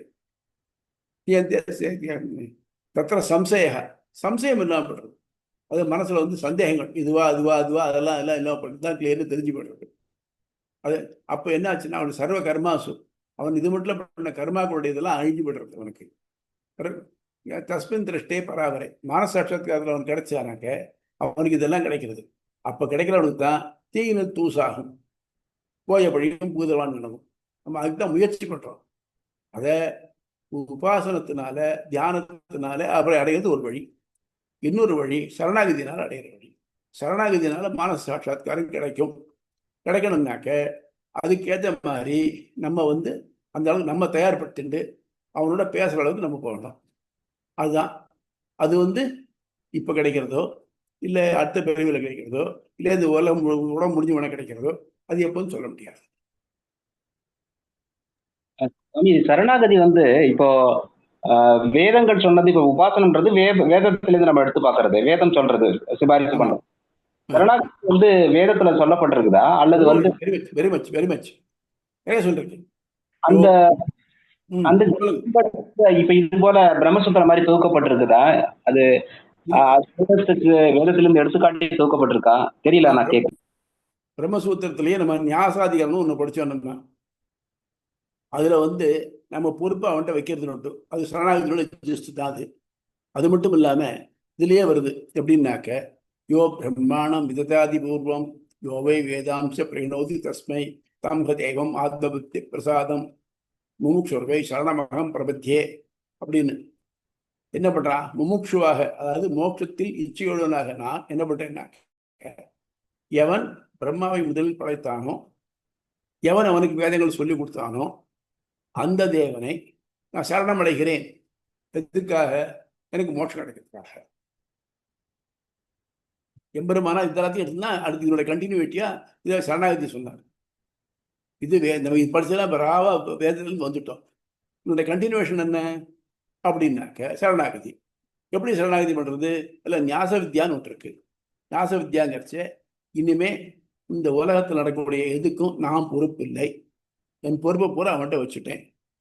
அதாவது நான் வந்து ஒரு நல்ல ஒரு ஸ்கில்டு தொழிலாளி கையில் இருக்க ஒரு கருவி மாதிரி அவன் இஷ்டப்படி நான் உபயோகப்படுத்திக்கிறான். அந்த லெவலுக்கு நம்ம மனசுல பக்கம் வரணும். வந்ததுக்கு அப்புறம் எனக்குன்னு விருப்பு வெறுப்பதும் இல்லை. அது மட்டும் இல்லாம நான்கிற அகங்காரத்தை ஒழிச்சு விட்டேன். இப்படியானால் அவனுக்கு மாசாட்சத்தை உடனே கிடைச்சிடும். அதைத்தான் நீ திருப்பி திருப்பி என்ன பண்ணுனாக்க, நான் பண்றேன் ஆரம்பிக்காதே, பண்றதெல்லாம் முடியாத காரியம். ஒரே ஒரு விஷயம் பண்ணு, அகங்காரமாகிற ஆர்ப்பை துடை. அப்ப ஆத்மாவுக்கு அழியாத பேர் அடியான் என்றே. அப்ப தானாவே நீ அவனுக்கு அடிவன் ஆயிடுவேன். உன் பொறுமை போல அவன் எடுத்துட்டுறான். நமக்கு இங்க ஏன் கஷ்டப்படுறது?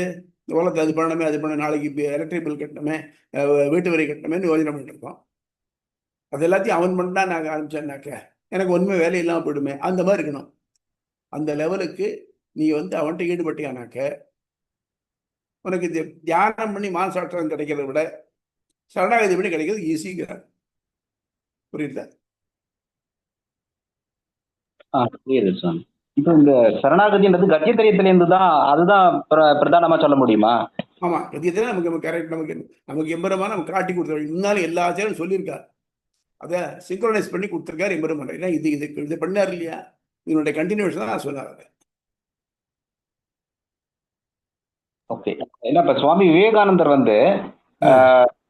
இதைதான் எடுத்துக்கிறாரு. அதாவது ஸ்ரீபாஷ்யம் வரைக்கும் எடுத்துட்டு அதை பக்தி யோகமா சொல்றாரு. ஆனா கதித்ரயம் அவருக்கு போய் சேரலையா என்னன்றது ஒரு சந்தேகம். அதுக்காக கேட்கறேன். சுவாமி அவர் என்ன பிரச்சனைனாக்க, அவர் எல்லாம் சொல்றார், ஆனா அவர் ஒரு அத்வைத்தி. கத்தியத்திரயத்தை சொல்றச்சே பகவான் வேற தான் வேற, நான் அவனை சரணடைகிறேன்னு சொல்றார். அது அவருக்கு கொஞ்சம் இடிக்கிறது. அதனால என்ன பண்ணாக்க அவர் அதை விட்டுட்டு எது இடைஞ்சல் இல்லாமல் இருக்கோ அது ஸ்ரீபாஷ்யத்தை எடுத்துட்டு இருக்கார்.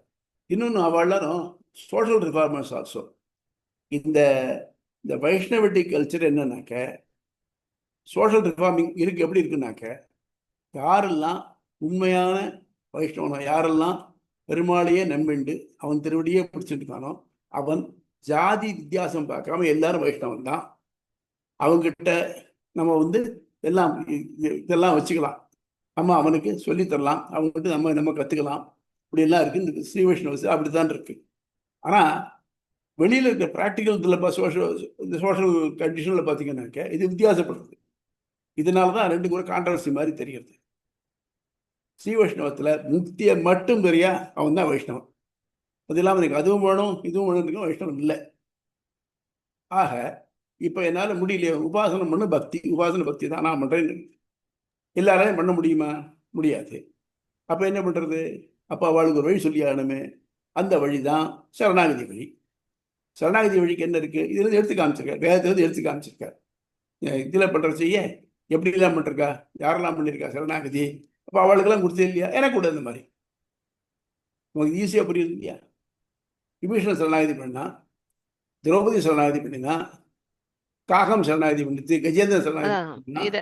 இன்னொன்னு அதான் அது இன்னொன்னு கூட நான் பாக்குறேன். அதாவது இதுல நம்ம ஆழ்வார் பாசுரங்கள்ல இந்த குலந்தாங்கு சாதிகள்லாம் இருந்தாலும் சரி, நாளிலும் கீழிந்து எத்தனை நலந்தான் இல்ல சண்டாளரா இருந்தாலும் சரி, அதுக்கு கீழே இருந்தாலும் சக்கர தன்னல் அவருடைய மணிவண்ணனுக்கு ஆள்னா அவருக்கு அடியாரு அப்படின்றதெல்லாம் வருது. இது எனக்கு தெரிஞ்சு இப்ப ராமானுஜ நூற்றாண்டாலையும் அடியார்கள் அப்படின்ற லெவல்ல போறது. இந்த இவரும் திருவாய்மொழியிலையும் வருது. குலசேகர ஆழ்வார் கேட்கவே வேண்டாம், மீனா இருந்தா போறோங்கிறார். ஒருத்தர் புழுவா, அந்த அடியார்கள் வீட்டுல ஒரு புழுவா இருந்தா போறோங்கிறார். இந்த மாதிரி எல்லாரும் எனக்கு தெரிஞ்சு அத்வைதத்துல அடியாரு இது மாதிரி இருக்கான இதுல இருக்கு. சைவ திருமுறைகள்ல அடியார்கள் எல்லாமே வந்திருக்கு. பட் எனக்கு தெரிஞ்ச அத்வைதத்துல அடியாருன்ற மாதிரி. ஆனா குரு பரம்பரை அங்கேயும் இருக்கு, எல்லாமே அதுலயே இருக்கு. சதாசிவ சமாரம்பம் இதே தானே, லட்சுமிநாத சமாரம்பமே தான் முதல் லைன் தான் வேற. அதுல சதாசிவ சமாரம்பம் சங்கராச்சாரிய மத்தியமாம் அஸ்வதாச்சாரிய பரியந்தாம் வந்தே குரு பரம்பரம். நீங்க ரெண்டாவது லைன் ரெண்டுலயுமே ஒண்ணுதான், மேல் லைன் ஒண்டிதான் மாறுதல். அது இருக்கு, அதுக்கும் இதுக்கும் அப்படிதான் இருக்கு. குரு பரம்பரை இருக்கு. சைவத்துக்கும் வைஷ்ணவத்துக்கும் உள்ள ஒரே வித்தியாசம் என்னன்னாக்க பிரின்சிபிள் ரெண்டும் தான். அதாவது அது ரெண்டும் விசிஷ்ட அத்வைதம் தான். பகவான் பகவானோட சேர்ந்த ஒத்த பேர். அவ காட் ஹெட், அவ சிவன் சொல்றான், இவ விஷ்ணுன்னு சொல்றான். ஆனா அத்வைதத்துல வித்தியாசமே கிடையாது. நான் தான் பிரம்மம், அகம் பிரம்மாஸ்மி அப்படிங்கிறேன். ஸோ சைவர்கள் அத்வைதிகள் அல்ல, அதே மாதிரி அத்வைதிகள் சைவர்கள் அல்ல. இன்னைக்கு சேவிக்கிறதுக்கு சிவனை வச்சிருக்க காலையை தவிர்த்து, ஆனால் அவளுக்கு வித்தியாசம் ஜாஸ்தி. அத்வைதிகள்லயும் குரு பரம்பரை இருக்கு. ரெண்டுலயுமே குரு ஆமா, பரம்பராங்கிறது எல்லா இடத்துலயுமே இருக்கு. அது எல்லாமே குருவை சரணடைஞ்சாதான் நீ போக முடியும், சந்தேகமே அந்த இல்லை. பிரம்மத்தை அடைய முடியும், புரிஞ்சுக்க முடியும் அப்படிங்கறது இருக்கு அதுலயும். இது இதை வச்சுதான் எம்பெருமான் அது கேள்வி கேட்டிருக்கேன். கீதா பாஷ்யம் எழுதி வச்சு கேட்டிருக்கேன். கீதா பாஷ்யத்தில் என்ன பண்றான்னாக்க, அர்ஜுனனுக்கு கண்ணன் இந்த கீதா சாஸ்திரத்தை சொல்றான். இந்த சங்கராச்சாரியார் அர்ஜுனனுக்கு கண்ணன் கீதா சாஸ்திரமானது அத்வைதத்தை தான் சொல்றது அப்படிங்கிற.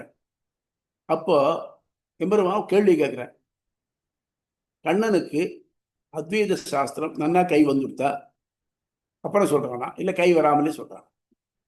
நன்னா கை வந்துடுத்துனாக்க அத்வைத சித்தி அவனுக்கு கிடைச்சிட்டா. அத்வைத சித்தி கிடைச்சிருந்ததுனாக்க அவன் தான் வேற அர்ஜுன் வேற பார்க்க முடியுமா? அகம் பிரம்மாஸ்மி, நானும் பிரம்மம் அவனும் பிரம்மம், யார் யாருக்கு சொல்ல முடியும்? சரி, அப்படி வராம சொல்றான்னாக்க இவனுக்கே வரல, நான் சொல்ற ஆச்சாரியனுக்கே அதுக்கு வரலனாக்க அப்படி சிஷியனுக்கு எப்படி வர முடியும்? இல்ல அதுக்கு என்ன சொன்னா, இல்ல இந்த உலகத்தில் இருக்கிறதுனால வந்துடுத்து, ஆனாலும் அந்த உலகத்தோட விடலை அப்படின்ற. அது இந்த ஃபேனை ஆஃப் பண்ணாக்க இல்லை நின்று சுற்றி நிற்கிறது இல்லையா, அந்த மாதிரி. அப்போ என்ன ஆச்சுனாக்க இந்த அத்வைத சாஸ்திரமானது உலகில் தொடர்பை உடனே அறுக்க வல்லது அல்ல அப்படின்னு ஆயிடும். ஆகவே அத்வைதத்துல ஒரு ஒரு குரு ஒரு சிஷ்யன் இருக்க முடியாது. உண்மையிலேயே குரு அத்வைதியா இருந்தாரானாக்க அவர் இன்னொருத்தர பெருகாரியா பார்க்க முடியாது. நானும் பிரம்மமும் ஒண்ணுங்கிறச்சு, நானும் சிஷ்யனும் ஒண்ணு தானே. கீதையினுடைய 2வது அத்தியாயம் 13வது ஸ்லோகத்துக்கு இது விடுச்சு இதை எடுத்திருக்காரு எம்பெருமானார். அது மட்டும் இல்லாம நான் இது முடி வச்சு படிச்சு காமிக்கிறேன் பாருங்க உங்களுக்கு. அதாவது இத விவேகானந்தா ராமகிருஷ்ண மடங்காரா இந்த சங்கர பாஷ்யத்தை இங்கிலீஷ்ல போட்டிருக்காரு. அதுல பாத்தீங்கன்னா இதே மாதிரி தான் வருது, எல்லாம் கிட்டத்தட்ட எம்பெருமானார் எதுவும் கிட்டத்தட்ட ஒரே மாதிரி தான் வருது. கடைசியில் என்ன பண்றான்னாக்க, இப்படி லிபரேட்டட் ஆத்மாவானது போய் இது சத்குண பிரம்மத்தை அடையிறது தான் முடிக்கிறாங்க. படிச்சு காமிக்கிறேன் பாருங்க உங்களுக்கு. இந்த புக் ஈஸியா கிடைக்கிறது, ரொம்ப சீப் தான். அப்போ இப்போ என்ன விலைன்னு தெரியாது, ரொம்ப குறைச்சலாம் விலை, நல்ல சர்வீஸ் பண்றாங்க. அதுல இருக்கு பாருங்க. அப்போ என்ன ஆச்சுனாக்க, இந்த லிபரேட்டட் ஆத்மா நம்பர் 1 சத்குண பிரம்மத்தை அடைகிறது. அப்போ ஆத்மா ஒன்று பிரம்மம் ஒன்று இருக்கு. லிபரேட்டட் ஆத்மானா கட்டுண்ட ஆத்மா. அதுல இன்னொரு கொள்கை என்ன வருதுன்னாக்க, இங்க ஆத்மாங்கிறது ஒன்றும் கிடையாது, அகங்காரத்தில் பிரம்மத்துல நிழல்னு சொன்னாக்க, அப்போ லிபரேஷன் எது கிடைக்கிறது? ஆத்மாவுக்கா பிரம்மத்துக்கா? பிரம்மத்துக்கே லிபரேஷன் வேணும்னாக்க அது அந்த பிரம்மம் என்னைக்குதான் ஆகும்? பிரம்ம ஜானத்தினால பிரம்மத்துக்கு லிபரேஷன் வேணும்னு சொல்றது நியாயமா இருக்கா? இந்த கேள்வியெல்லாம் கேட்டுக்காரு. அது மட்டும் இல்லை, அவனுக்கு எப்படி தெரிகிறது நீ கட்டுப்பட்டிருக்கே, இதெல்லாம் பராமெல்லாம் பொய் எப்படி தெரிகிறது? வேதம் சொல்றதே. நீ என்ன சொன்ன? பிரம்மத்தை தோத்து மற்ற எல்லாம் பொய்யுங்கிற. இப்போ வேதம் உண்மையா பொய்யா? வேதம் உண்மையினாக்க நீ சொல்ல முடியும். வேதம் பொய்யினாக்க அது சொல்றது உலகம் பொய்கிறது எப்படி பொய் உண்மையா இருக்க முடியும் அப்படின்னு கேட்டிருக்காரு. ஆக அதுக்கு அவர் சங்கரரே ஒத்துக்கல சொல்ல போனாக்க. கடைசியில அதுக்கு இதே சொதப்பித்தான் சொதப்பிதான் இருக்கு. இங்க இதை உங்களுக்கு படிச்சு காமிக்கிற முடிச்ச எப்படின்னு தெரிஞ்சுக்கணும். அப்புறம் பேஜ் 369 ஆப்பிரயாணாதிகரணம். வாழ்நாள் உள்ளவரையிலும் களம். இதுவரை உபாசனம் செய்யத்தக்க இடம் நிலை ஆராயப்பட்டன. இனி இந்த தியானம் எதுவரை செய்யப்பட வேண்டும் என்பது விளக்கப்படுகிறது. முன்பு பல தடவைகள் செய்யப்பட வேண்டியது உபாசனம் நிறுவப்பட்டாலும் அதில் வாழ்நாள் ஒவ்வொருவருக்கும் வேறுபடக்கூடும். ஆதலால் அது எதுவரை என்று ஆராயப்படுகிறது. அது வாழ்நாள் உள்ளவரையிலும் நிறுவப்படுவதால் இது ஆப்பிரயாணாதி, பிரயாணம் தான் பெறப்படுறது. இங்க உடம்பு உலகத்தை விட்டு பெறப்படுறது ஆப்பிரயாணாதிகரணம் எனப்படுகிறது. ஆப்பிரயாணா தத்ராபிகி திருஷ்டம். இவ்வுலகம் பயணப்படும் வரை ஆயுள் உள்ளவரை உபாசனம் செய்யப்பட வேண்டும். அவ்வாறே வேதங்களில் காணப்படுவதால் இதற்கு ராமானுஜரும் விளக்கம். பல தடவை முன்பு அறுதியிட்டாலும் ஒருவருக்கு உபாசனம் கைகூடும் காலம் மாறுபடலாம். ஒவ்வொருவருக்கும் வாழ்நாள் வேறுபடுகின்றது. அதனால் பொதுவாக பல தடவை என்று சிறப்பித்து ஒரு உபாசனம் கைகூடின நாளிலிருந்தும் அவர் இவ்வுலகில் இருந்தும் புறப்படும் நாள் வரையிலும் அதை தொடர்ந்து செய்து வர வேண்டும் என வலியுறுத்தப்படுகிறது. இக்கருத்தை சாந்தோக்கியம் 8:15:1 ஆயுள் உள்ளவரை இவ்வாறு உபாசித்துக் கொண்டே இருந்து பிரம்மவலை அடையலாம். இதை கடைசி சூத்திரம் சாந்தோக்கியத்துல உபாசகன் தனக்கு உபாசனம் கைகூடி நாள் முதல் அவன் ஆள் உள்ள வரையிலும் பிரம்மத்தை உபாசித்துக் கொண்டு இருக்க கடவன். புரியுதா? டவுட்ஸ் ஏதாவது உண்டா வெற்றி? கிளியரா எக்ஸ்பிளைன் பண்ணிட்டீங்க சுவாமி. Thank you so much. பாலாஜி ஏதாவது டவுட் உண்டா? இல்ல சுவாமி, கிறிஸ்டல் கிளியர் சுவாமி. தேங்க்யூ. கிளியரா இருக்கு. எஸ். அதாவதுமா ஆக்சுவலி சங்கரர் அவரை குறை சொல்ல முடியாது. அவர் என்னாக்க அவர் காலத்தில் அவருக்கு முன்னால் இருந்தால் பௌத்தர்கள் இருந்தார். அவள் ஒன்றும் கிடையாது சர்வம் சூன்யம் சொல்லிட்டு இருந்தார். அப்படி இருக்கச்சு அந்த மாதிரி ஒரு காலத்தில் இவர் இந்த காம்ப்ளிகேஷன் சொன்னால் ஒத்துருக்கிறது கஷ்டமாக இருக்கும். ஆகவே என்னன்னா பிரம்மம் ஒன்று இருக்குன்னு ஒத்துக்கோ அப்படிங்கிற அளவுக்கு முதல்ல பண்ணினார். அதனால இந்த இந்த இந்த சோஷியல் என்விரான்மெண்ட்ல சொன்னது அதான் ஸ்பேட் ஒர்க். இந்த ஸ்பேட் ஒர்க்கில் அப்புறம் பார்த்தாக்க நான் ஒரு ரிப்ளை கொடுத்துட்டேன். அதாவது பிரம்மம் உண்டு, பிரம்மம் மட்டும்தான் உண்டு, ஒன்றுமே இல்லை பிரம்மம் உண்டுப்பா ஒத்துக்கோ அப்படின்னு வச்சுட்டேன். அப்புறம் பார்த்தாக்க இதில் கோளாறு இருந்தது. ஏன்னா சங்கரருக்கு பின்னால ராமானுஜருக்கு முன்னால அவர் 2 பேர் வந்தாள் இல்லையா, பாஸ்கரர், யாதவ பிரகாசன். இவ 2 பேரும் மாடிஃபிகேஷன் கொடுத்தார். உபாதிவாதி, பரிணாமவாதின்னு பார்த்தோம் இல்லையா அந்த இதுக்கு, அத்வைதத்துக்கு. ஆனா அது எல்லாமே எதில் சதேவ சௌமியாயுதமுக்கிற ஆசித் ஏகமேவா அத்வித்தியம் வரிச்சு, ஏகமேவா அத்வித்தியம் சொல்லியாச்சு. அப்புறம் அவன்கிட்ட இருந்தா எல்லாம் வந்ததுன்னு சொல்றச்சு. அவன் வேற எதுவும் இல்லைங்கிறியே, எப்படி அவனுக்கு வர முடியும்? அப்போ இதெல்லாம் அவன் கூட சேர்ந்து இருந்தா தான் வர முடியும். அப்போ அகமத்தம் தான் இருக்கான், இதெல்லாம் சேர்ந்தவனா இருக்கான். இங்க இந்த ராஜா இருக்காரே, இவரை பத்தி வேற யாரும் கிடையாது, இவர் தான் அப்படின்னாக்க இந்த அரசனுக்கு மனைவிகள், அமைச்சர்கள், சேனாதிபதி, சேனை, படை, குடி, கூழ், அமைச்சு எல்லாம் இல்லையா? அப்போ அவன் ஒருத்தனை முக்கியமாக அப்படி சொன்னாக்க அவனுக்குள்ள எல்லா அட்ரிபியூட்ஸும் இருக்குதான். இந்த உலகமெல்லாம் அவனுடைய அட்ரிபியூட்ஸாக இருக்கிறதுனால இது மாறுபடும். அவன் மாறுபட மாட்டான். அவன் உயிர் மாறுபடாது. என்னைக்கு பிறந்தேனோ அந்த உயிர் தான் சாரப்பட்டு இருக்க போகிறது. ஆனால் உடல் மாறுபட்டது இல்லையா? ஸோ இந்த இங்கே இருக்கக்கூடிய உயிர்களும் இங்கே இருக்கக்கூடிய அந்த அச்சேதன பொருள்களும் அவனுடைய உடலாக ஆகின்றன, அவனுக்கு அட்ரிபியூட்ஸ், அவனுடைய குணங்களாக ஆகின்றன. அது மாறுபடும். ஆனால் அவன் மாறுபடப்படும். அதுதான் திவ்யாத்ம சுரூபம், திவ்யமங்கள விக்கிரகம். இந்த 2ஆ பிரிச்சிருக்க வைஷ்ணவத்தில். புரியுதா? வேற டவுட் ஏதாவது? இல்ல கொஞ்சம் யோஜனை பண்ணுங்க. என்ன நீங்க யோஜனை பண்ணி பார்த்தால்தான் தெரியும் என்ன டவுட்ஸ் வரும் தெரியும். ஆனா இதுக்கப்புறம் போறதெல்லாம் சம் நேரேஷன் தான், ஜாஸ்தி லாஜிக் கிடையாது, நேரேஷன்ஸ் தான். அதனால அவ்வளவு ஜாஸ்தி சிரமத்துக்கு வழி இல்லை. ஆனா எப்போ இந்த டவுட் வந்துட்டே இருக்கும், அவர் அப்படி சொன்னாரு, இவர் இப்படி சொன்னாரு, வித்தியாசம் இருக்கும். சங்கராச்சாரிய கூட கடைசியில் என்ன பண்ணாருனாக்க இதை சொல்லலை, பக்தி தான் சொன்னார். அவர் கடைசி பிரபந்தம் என்னன்னாக்க இதுதான், பஜகோவிந்தன் தான். ஸோ அது பஜகோவிந்தன் சொல்றச்சு, கோவிந்தனை பஜிப்பாயாக சொல்லிட்டாரு இல்லையா? யாரு கோவிந்தனை பஜிக்கணும்? கோவிந்தனை பஜிக்கணுமா?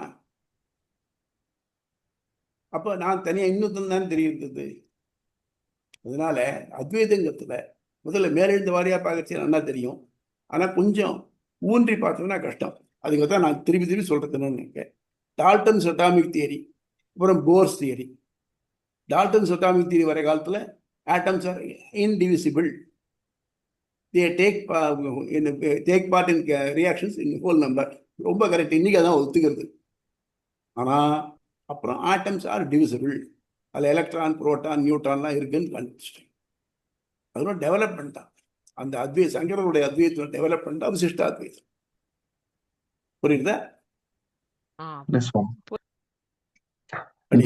சிம்பிள் அப்ப இருந்த காலகட்டத்துல அவர் ஏதோ டிஃபைன் பண்ணினார். அது அப்படியே கொஞ்சம் டெவலப் ஆகி அதுல இருக்கிற லூப் ஹோல்ஸ் எல்லாம் கிளாரிஃபை பண்ணி ஒரு ஷேப்புக்கு கொண்டு வந்தார் ராமானுஜர் ஆக்சுவலி. ஆமா ஆமா. இன்னொன்னு என்னன்னாக்க இதெல்லாம் பாஸ்டுலேட் பண்றச்சே அவருடைய என்விரான்மெண்டல் இன்ஃப்ளூயன்ஸ் நிறைய இருக்கு. உதாரணம் மாத்வர் கர்நாடகா ஏரியால வந்தார்.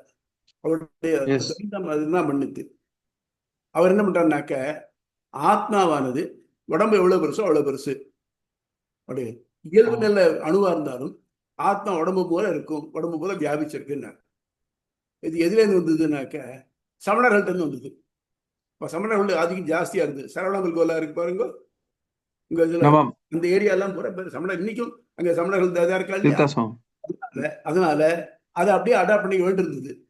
அதை மறுத்து சொன்னா இது எடுபடாது. அதனால அவ அக்செப்ட் பண்ணிட்டார் அதை. அப்போ ஆத்தா விட்டுப்பட முடியுமா அப்படின்னு கேட்ட கேள்விக்கு கொஞ்சம் பதில் வராது. அப்படிதான் வச்சுக்கணும், வேற வழி இல்லை அப்படிம்பாரு. புரியுதா? எம்பெருமானா இது சங்கரன் சொல்றாரு, நம்ம இந்த மாதிரி கொள்ளலைன்னாக்க வேதார்த்தங்கள் வேத வாக்கியங்களுக்கு பொருள் சொல்ல முடியாது, ஆகவே இப்படி கொண்டுதான் ஆகணும் அப்படிங்கிற. எப்படி எப்படி இது பண்ணாலும் கிட்டத்தட்ட சங்கரருக்கும் இந்த பாதராயணருக்கும் வேதவியாசர் தான் பாதராயணர்னு நிறைய இடத்துல போட்டிருக்காங்க. அவருக்குமே ஒரு 2500 வருஷம் இருக்கும் கேப் இருக்கும் போல இருக்கு. டென்டேட்டிவா நான் சும்மா ஏதோ பார்த்ததுல உண்மை எதுன்னு தெரியாது. பட் வியாசர் அதாவது அது மகாபாரத காலம்னு வச்சுக்கலாம்னு வச்சுக்கோங்க. அப்படி சும்மா டென்டேட்டிவா எடுத்து மகாபாரத காலத்துல இருந்து இன்னைக்கு அதாவது சங்கரரோட காலம் வரைக்கும்னு பார்த்தாலே அதுவே ஒரு 2500 3000 வருஷம் கழிச்சுதான் அவர் சங்கரரே அதான் இல்ல, நான் சும்மா சொல்றேன், சும்மா யோசிச்சு சொல்றது. அவ்வளவு அது அதுக்கு மேலதான் இருக்கும், கம்மியா இருக்க. அது எப்படிதான் பாதராயணருங்கிறதே பத்ரிநாராயண அந்த காலத்துல பத்ரிநாத் கிட்ட இருந்த அந்த குருகுலத்துல போய் அந்த ஓலை சுவடியை பார்த்தோ இல்லாட்டி அப்படியே மனனம் பண்ணியோ அது எப்படிதான் அந்த சூத்திரம் எல்லாம் இன்னி வரைக்கும் இருக்குங்கிறதே இது டெஃபினட்டா இதுக்கே பிரம்ம ஒண்ணு இருக்குன்னு ஒத்துக்கலாம். இது இல்லாட்டி இதெல்லாம் எங்கேயோ தூக்கி என்ன நம்ம வச்சிருக்கிற புக்கு இவ்வளோ பிரிண்ட் எடுக்கலாம், நம்ம இவ்வளோ டாக்குமெண்டேஷன் கிளவுட் வரைக்கும் நம்ம பேக்கப் எடுக்கிறோம், என்னென்னவோ பண்றோம். இப்ப இருக்கிற மெட்டீரியல்ஸ் உங்களுக்கு மெட்டீரியல்ஸ் அழியாத இருக்கிறதுக்கு என்ன உண்டோ அத்தனையும் இருக்கு இப்போ.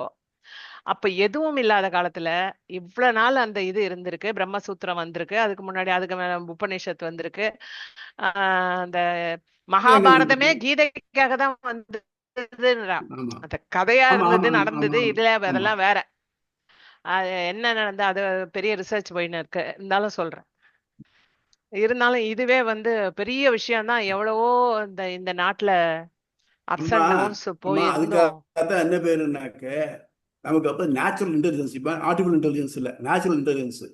நேச்சுரல் இன்டெலிஜென்ஸ்க்கு என்ன வேணும்? நமக்கு என்னெல்லாம் ஃபேக்கல்டி இருக்கு, கண் காது மூக்கு இருக்கு இல்லையா, இதை வச்சு தெரிஞ்சுக்கிறது. அப்போ வாயால சொல்லி காதால கேட்டு வந்திருக்கு பேரு, அதனால நிக்கிறது. இதையே ஒரு பேப்பரை எழுதி வச்சிருந்தாங்கனாக்க எத்தனை நடுவு எரிஞ்சு போச்சு பாருங்க, அதுதான் எரிஞ்சு போயிருக்குது. இப்போ ஏஐ ஆர்டிபிஷியல் வேற ஒன்றும் வேண்டாம். இப்போ கால்குலேட்டர் வந்துருது இல்லையா, கால்குலேட்டர் வந்ததுக்கு அப்புறம் யாரையாவது ரெண்டு என்னன்னா பாக்குறா, ஆளுன்னு சொல்ல தெரியலையே. நம்ம மேல போக போக நம்ம முற்றாளாக்கிண்டே வருது. கிரீக்கில் முதல்ல இது வந்தது, லெட்டர் வந்தது. அப்போ அரிஸ்டாட்டில் நினைக்கிறேன், இப்போ ரொம்ப கரெக்ட். அப்ப சொன்னாரா, மனுஷனை முற்றாளாக்கும் முதல் முயற்சின்னு. வேதத்துக்கு எழுத்து கிடையாது, இப்ப சொற்கள் தான் உண்டு. அதனாலதான் உச்சாரணம் தான். ஜெர்மன்ஸ் அவங்க இந்த பிரம்மசூத்திரத்தை முத இங்க ஜெர்மன்ஸ் தான் அத மாத்துறாம, அதாவது நமக்கு குடுக்குறான். நம்ம நடுவுல ஆஃப்டர் பிரிட்டிஷ் இந்த நேரத்திலயும் இவங்க தானே அவங்க நமக்கு இது பண்ணி கொடுக்குறாங்க, இந்த மாதிரி எழுத்தாக்கி தராங்க. அவங்க முதல்ல ஜெர்மன்ல தான் எழுதுறாங்க, ஜெர்மன்ல எழுதி அதுக்கப்புறம் இங்கிலீஷ்ல எழுதி அதுக்கப்புறம் அது சான்ஸ்கிரிட்ல எழுதி அப்படி எழுதி இப்ப தமிழ்ல அதனால நம்ம பொறுத்த மட்டுமா இது ஸ்ருதியா திருப்பி சொல்றேன், புக்கெல்லாம் இல்லாம ஒருத்தர் சொல்லி மனசுல கேட்டு உறுதிப்படுத்திட்டு இருந்தாக்க அது நிற்கும். இஸ் ஃபார் எவர், கல்வெட்டு மாதிரி நிற்கும். அது இல்லையா நேக்க புக்கெல்லாம் புக்கோடயே இருக்கும். எங்க வாத்தியார சொல்வார், நீ கேட்டது இல்லையா, நேர போவீங்க ஷெல்ஃப்ல புக்கை வச்சிருவீங்க, நாளைக்கு வச்சு எடுத்துன்னு வருவீங்க, அதில் பேக்கிங்களா அப்படிம்பார். அந்த மாதிரி இல்ல, அந்த நம்பர் கூட மாறல. அந்த அத்தியாயம் கடைசியில இருக்கிற அந்த 2 எழுத்து 2 வார்த்தை வரும்னு நீங்க இப்ப ஒரு அத்தியாயம் முடிவுக்கு ஒரு எண்டு இருக்கணும், ஒரு கோடு போட்ட மாதிரி. அதுக்கு 2 லைன் வருது, அது கூட மாறல, நம்பர் மாறல. அது அதுக்கு அப்படி ஒரு ஆச்சரியம். இதை விட பெருசு வேதம் இருக்கு இல்லையா? ஆமா, அது தெரியாது எனக்கு, அதை பத்தி யோசிக்க கூட முடியல என்ன. வேதத்திலேயே எந்த ஒரு சொல்லையும் மாற்ற முடியாம இருக்கிறதுக்கு தான் வேதத்துல முதல்ல கிரமம், பதம், ஜடை, கணம் 4 ஸ்டெப்ஸ் வச்சிருக்கா.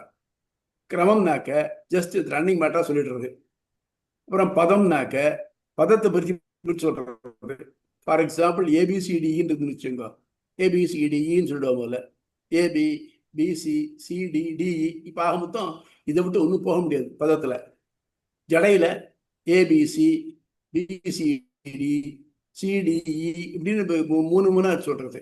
அப்புறம் கனம் சொல்றச்சு இந்த 5 எழுத்து ஏபிசிடிஇ ஏபிசிடிஇ பிஏசிடிஇ கனபாடிகள் சொல்றோம் இல்லையா? இந்த யார் கனபாடிகள் வந்திருக்காளோ அவ வந்து வேதத்துல கம்ப்ளீட்டா படிச்சவாள்னு அர்த்தம். பெரிய ப்ராப்ளம் என்னன்னாக்க இந்த கனபாடிகள் படிச்சவாள்னாராம். அதுக்கு பின்னால தொடர்ந்து வரக்கூடிய சாஸ்திரம், இந்த 6 சாஸ்திரத்தை படிச்சு இந்த வேதத்தை உன்னுடைய உண்மையான நிலை என்னன்னு அதை தெரிஞ்சுக்க முயற்சி பண்ணாம கனபாடிகள் ஒரு திருப்தியோடு இருந்துடுறான். அதுதான் இப்போ வேதம் படிச்சவா இருக்காளே, அவ எத்தனை பேர் பிரம்மசூத்திரம் படிச்சிருக்கா? அது ஸ்மாத்தாள் ஆகட்டும், வைஷ்ணவாள் ஆகட்டும், இல்லை மாதுவாள் ஆகட்டும், வேதம் படிச்சிருக்கா. நிறைய பேர் இருக்கா, கனபாடிகள்லாம் இருக்கா. அவ யாரும் பிரம்மசூத்திரம் படிச்சவா கிடையாது. அவ இதை பொறுத்து திருப்தி போட்டு ஆஹா எனக்கு இது மட்டும் தெரியுது அப்படின்னு ஒரு ஒரு கம்ப்ளைசன்ட் இருந்திருக்கு. அவ்வளவுதான். அதுதான் பிரச்சனை. இப்ப நம்மள அரையா கத்துக்குட்டியா கீழே மந்தி சிந்து கனிகளுக்கு வான்கவிகளுக்கு இந்த 1-2 சிந்து வச்சு நம்ம இது பேசிட்டு இருக்கோம். நம்ம இல்ல உண்மையா வேதம் படிக்காதவங்க தான் அதோட மீனிங் படிக்கிறாங்க. உபநிஷத்து எல்லாமே உபநிஷத்து படிக்கிறவங்க எல்லாமே இந்த விவேகானந்தா இது ராமகிருஷ்ணா மிஷன் மடத்துல எல்லாம் எப்பயோ நிறைய அந்த லெக்சர் அது இது நடக்கிறது. அவ வந்து அந்த இவாள்லாம் அதெல்லாம் ஒரு புக்கை எழுதுறா. ஒருத்தர் யார் யாரு வராரோ அடுத்தடுத்து வரவர் வந்து அதை விளக்கி விளக்கி எழுதிண்டே போறா. ஆமா, அது கண்டினியூஸா அந்த லைப்ரரிக்கு கான்ட்ரிபியூட் பண்றா, சீப்பா விக்கிறாங்க. அது நடந்துனே இருக்காது. என்டையர் கோர்ஸ் அது அங்க போயிட்டே இருக்கு. அண்ணா வந்து நிறைய பண்ணிருக்காரு. ஆமா, அவர் பண்ணிருக்காரு அது மாதிரி. இங்க சுவாமி சித்பவானந்தா இங்க திருப்பராத்துல இருந்த ராமகிருஷ்ணாவிடம் அவர் பகவத்கீதைக்கு நல்ல எக்ஸ்பிளனேஷன் கொடுத்திருக்காரு. அப்படி கொடுத்தாலும் வந்து சுவாமி அவங்களுக்கு வந்து எப்படியும் அந்த அத்வைத பரம் அந்த டச் வந்து அதுல வந்துடுறது இல்ல சுவாமி. ஒண்ணும் இல்ல சுவாமி. இப்ப நான் சொல்றேன், நான் இன்சிஸ்ட் பண்ணி மிஸ்டர் சொல்லலையா? ஆமாம். இதையே ஒரு அத்வைதி சொன்னாக்க அதை இன்சிஸ்ட் பண்ணதான் சொல்லுவார். பயஸ் இல்லதான் இருக்குதானே இருக்கும். அதனாலதான் நம்ம ஸ்ருதி எடுத்துக்கிறோம், ஸ்மிருதி எடுத்துக்கிறது இல்ல. ஸ்ருதி முக்கியம் சொல்றோம், ஸ்மிருதின்னு சொல்றச்சு ஒருத்தர் நினைவுல இருந்து வருது. நினைவுல இருந்து எழுதுச்சு அவர் வந்து தன்னுடைய ஐடியா பயஸ் என்ன இருக்கோ அதை வச்சு அதுல வரத்தான் வரும், வராம இருக்காது. புரிஞ்சுங்களா? 80 இதுக்கு எல்லாத்தையும் இதெல்லாம் காட்டுறச்சே ஏதாவது புராணங்கள் இருந்து எடுத்திருக்காரு பத்தியில இல்லை. 1-2 விஷ்ணு புராணத்தை வரும். எங்க விஷ்ணு புராணத்துல இருந்து பிரம்மத்தை பத்தி கதையெல்லாம் போகாது. பிரம்மத்தை பத்தி டிஸ்கஷன் வரச்சு 2 பேர் இப்ப சொல்ல அதை எடுத்திருப்பாரு. அவ்வளவுதானே ஒழிய மற்றபடிக்கு எந்த புராணத்தையும் அவருடைய இந்த நூலையும் எடுத்தது இல்லை. இதுலயும் அந்த அத்வைத எக்ஸ்பிளனேஷன்லயும் இதே மாதிரி உபநிஷத்து தான் வருது. அதெல்லாம் ஒண்ணுதான்.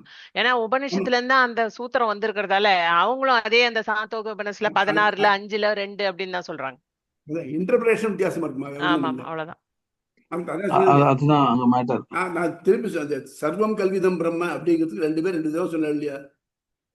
சர்வம் கல்விதம் பிரம்ம, சர்வம் யாவும் இதம் சர்வம் யாவும் பிரம்ம கல்விதம், பிரம்மத்தினாலே கற்பித்துக் கொள்ளப்பட்டது அப்படின்னு சங்கரருடைய வாதம்.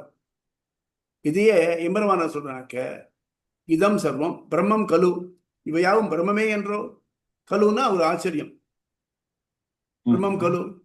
ஏன்னா எல்லா ஒரு பொருள் இருக்கு, எல்லா பொருளுக்கும் ஒரு ஆத்மா உண்டு, ஆத்மாவுக்குள்ள பரமாத்மா உண்டு. அதனால அந்த எல்லா பொருளும் பார்த்தாலும் உள்ள பரமாத்மா தான் தெரியறான். ஆக மொத்தம் எல்லாம் பரமாத்மா தானே அப்படிங்கிறார்.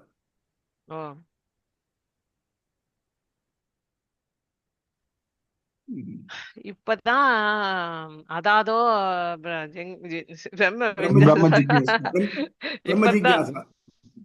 அதாதோ பிரம்ம ஜிஞ்ஞாசா அது உத்தாலகாருணி வந்தது ஞாபகமா இருக்கு. அதுக்குள்ள முடிக்கிற கிட்டக்க கடைசியே வந்திருக்கமேன்னு தோணுது. எதுவும் அதுவே அது முதல்ல அந்த ஓம் அதாதோ பிரம்ம ஜிஞ்ஞாசாவாது தெரியுதான்னு தெரியல, பாக்கணும். நாங்க ஒன்னும் இல்ல, ஒரு என்ன இருக்குன்னு தெரிஞ்சிருக்கு எங்களுக்கு, எனக்கு. கொஞ்சம் ஒவ்வொருத்தருக்கு புரிதல் கொஞ்சம் வித்தியாசப்படும். பட் இதெல்லாம் இருக்குன்னு தெரிஞ்சிருக்கு 1 இயர் நீங்க வாரம் 2 நாள் சொல்லி தந்ததுல. இது பிரச்சனை நினைக்க இத நிறைய பேர் மூடி வச்சுதான் பிரச்சனை. இது இப்படி இருந்தா தான் சொல்லி கொடுப்பேன், இல்லாட்டி கிடையாது அப்படின்னு எத்தனை பேரால இன்னைக்கு போய் வேதம் படிச்சுட்டு வர முடியும்? முடியாது இல்லையா? அவள் தான் சொல்லிக் கொடுப்பேன்னு சொல்லுனாக்க இது தெரியவே தெரியாது. ஆனா நம்ம சொல்லிட்டு போனா நான் சங்கராச்சாரிய ஃபாலோ பண்றவன், நான் ராமானுஜர் ஃபாலோ பண்ண சொல்லிட்டே இருக்கணும். எப்படியா அப்படின்னு யாருக்கும் தெரியாது. அதே மாதிரி திருவாய்மொழி வேதத்தை தான் சொல்றது. காழிசை வேதத்தியல், வேதம் தமிழ் செய்த மாறுன்னு சொல்லிக்கிறோம். எங்க பண்ணியிருக்கார்? அதுலயும் இப்ப ஜெனரலா இருக்கக்கூடிய பீப்புளுக்கு வேதத்துல என்ன இருக்குன்னு தெரியும்? ஸ்ராத்த கர்மா பண்ணிருக்கு, தர்ப்பணம் பண்ணிருக்கு தான் தெரியுமா தவிர்த்து இதெல்லாம் இருக்குங்க தெரியுமா? வேதம் வந்து it is our day to day லைஃபோட பின்னி பிணைஞ்சிருக்குங்கிறது இப்பதான் தெரியும். அதனாலதான் அவருடைய கைடன்ஸ் நம்ம ஒவ்வொரு லெவலையும் எடுக்கணும். இதை சொன்னா தானே தெரியும். அது இல்லைனாக்கா வேதங்கிறது என்னவோ ஒன்று பொருள், அது எப்படிலாம் ஏமாத்துறதுக்கு பண்ணது அப்படின்னு சொல்ற அளவுக்கு போறது. அதனாலதான் இது தெரிஞ்சுனாக்க யாரும் அது குறை சொல்லவே முடியாது. அதுல எந்த ஒரு வார்த்தையும் அவச்சொல்லும் கிடையாது, யாரையும் தாழ்த்தவும் இல்லை, யாரையும் வசத்தவும் இல்லை. அப்படிதான் பண்ணிருக்கு வேதம் போல.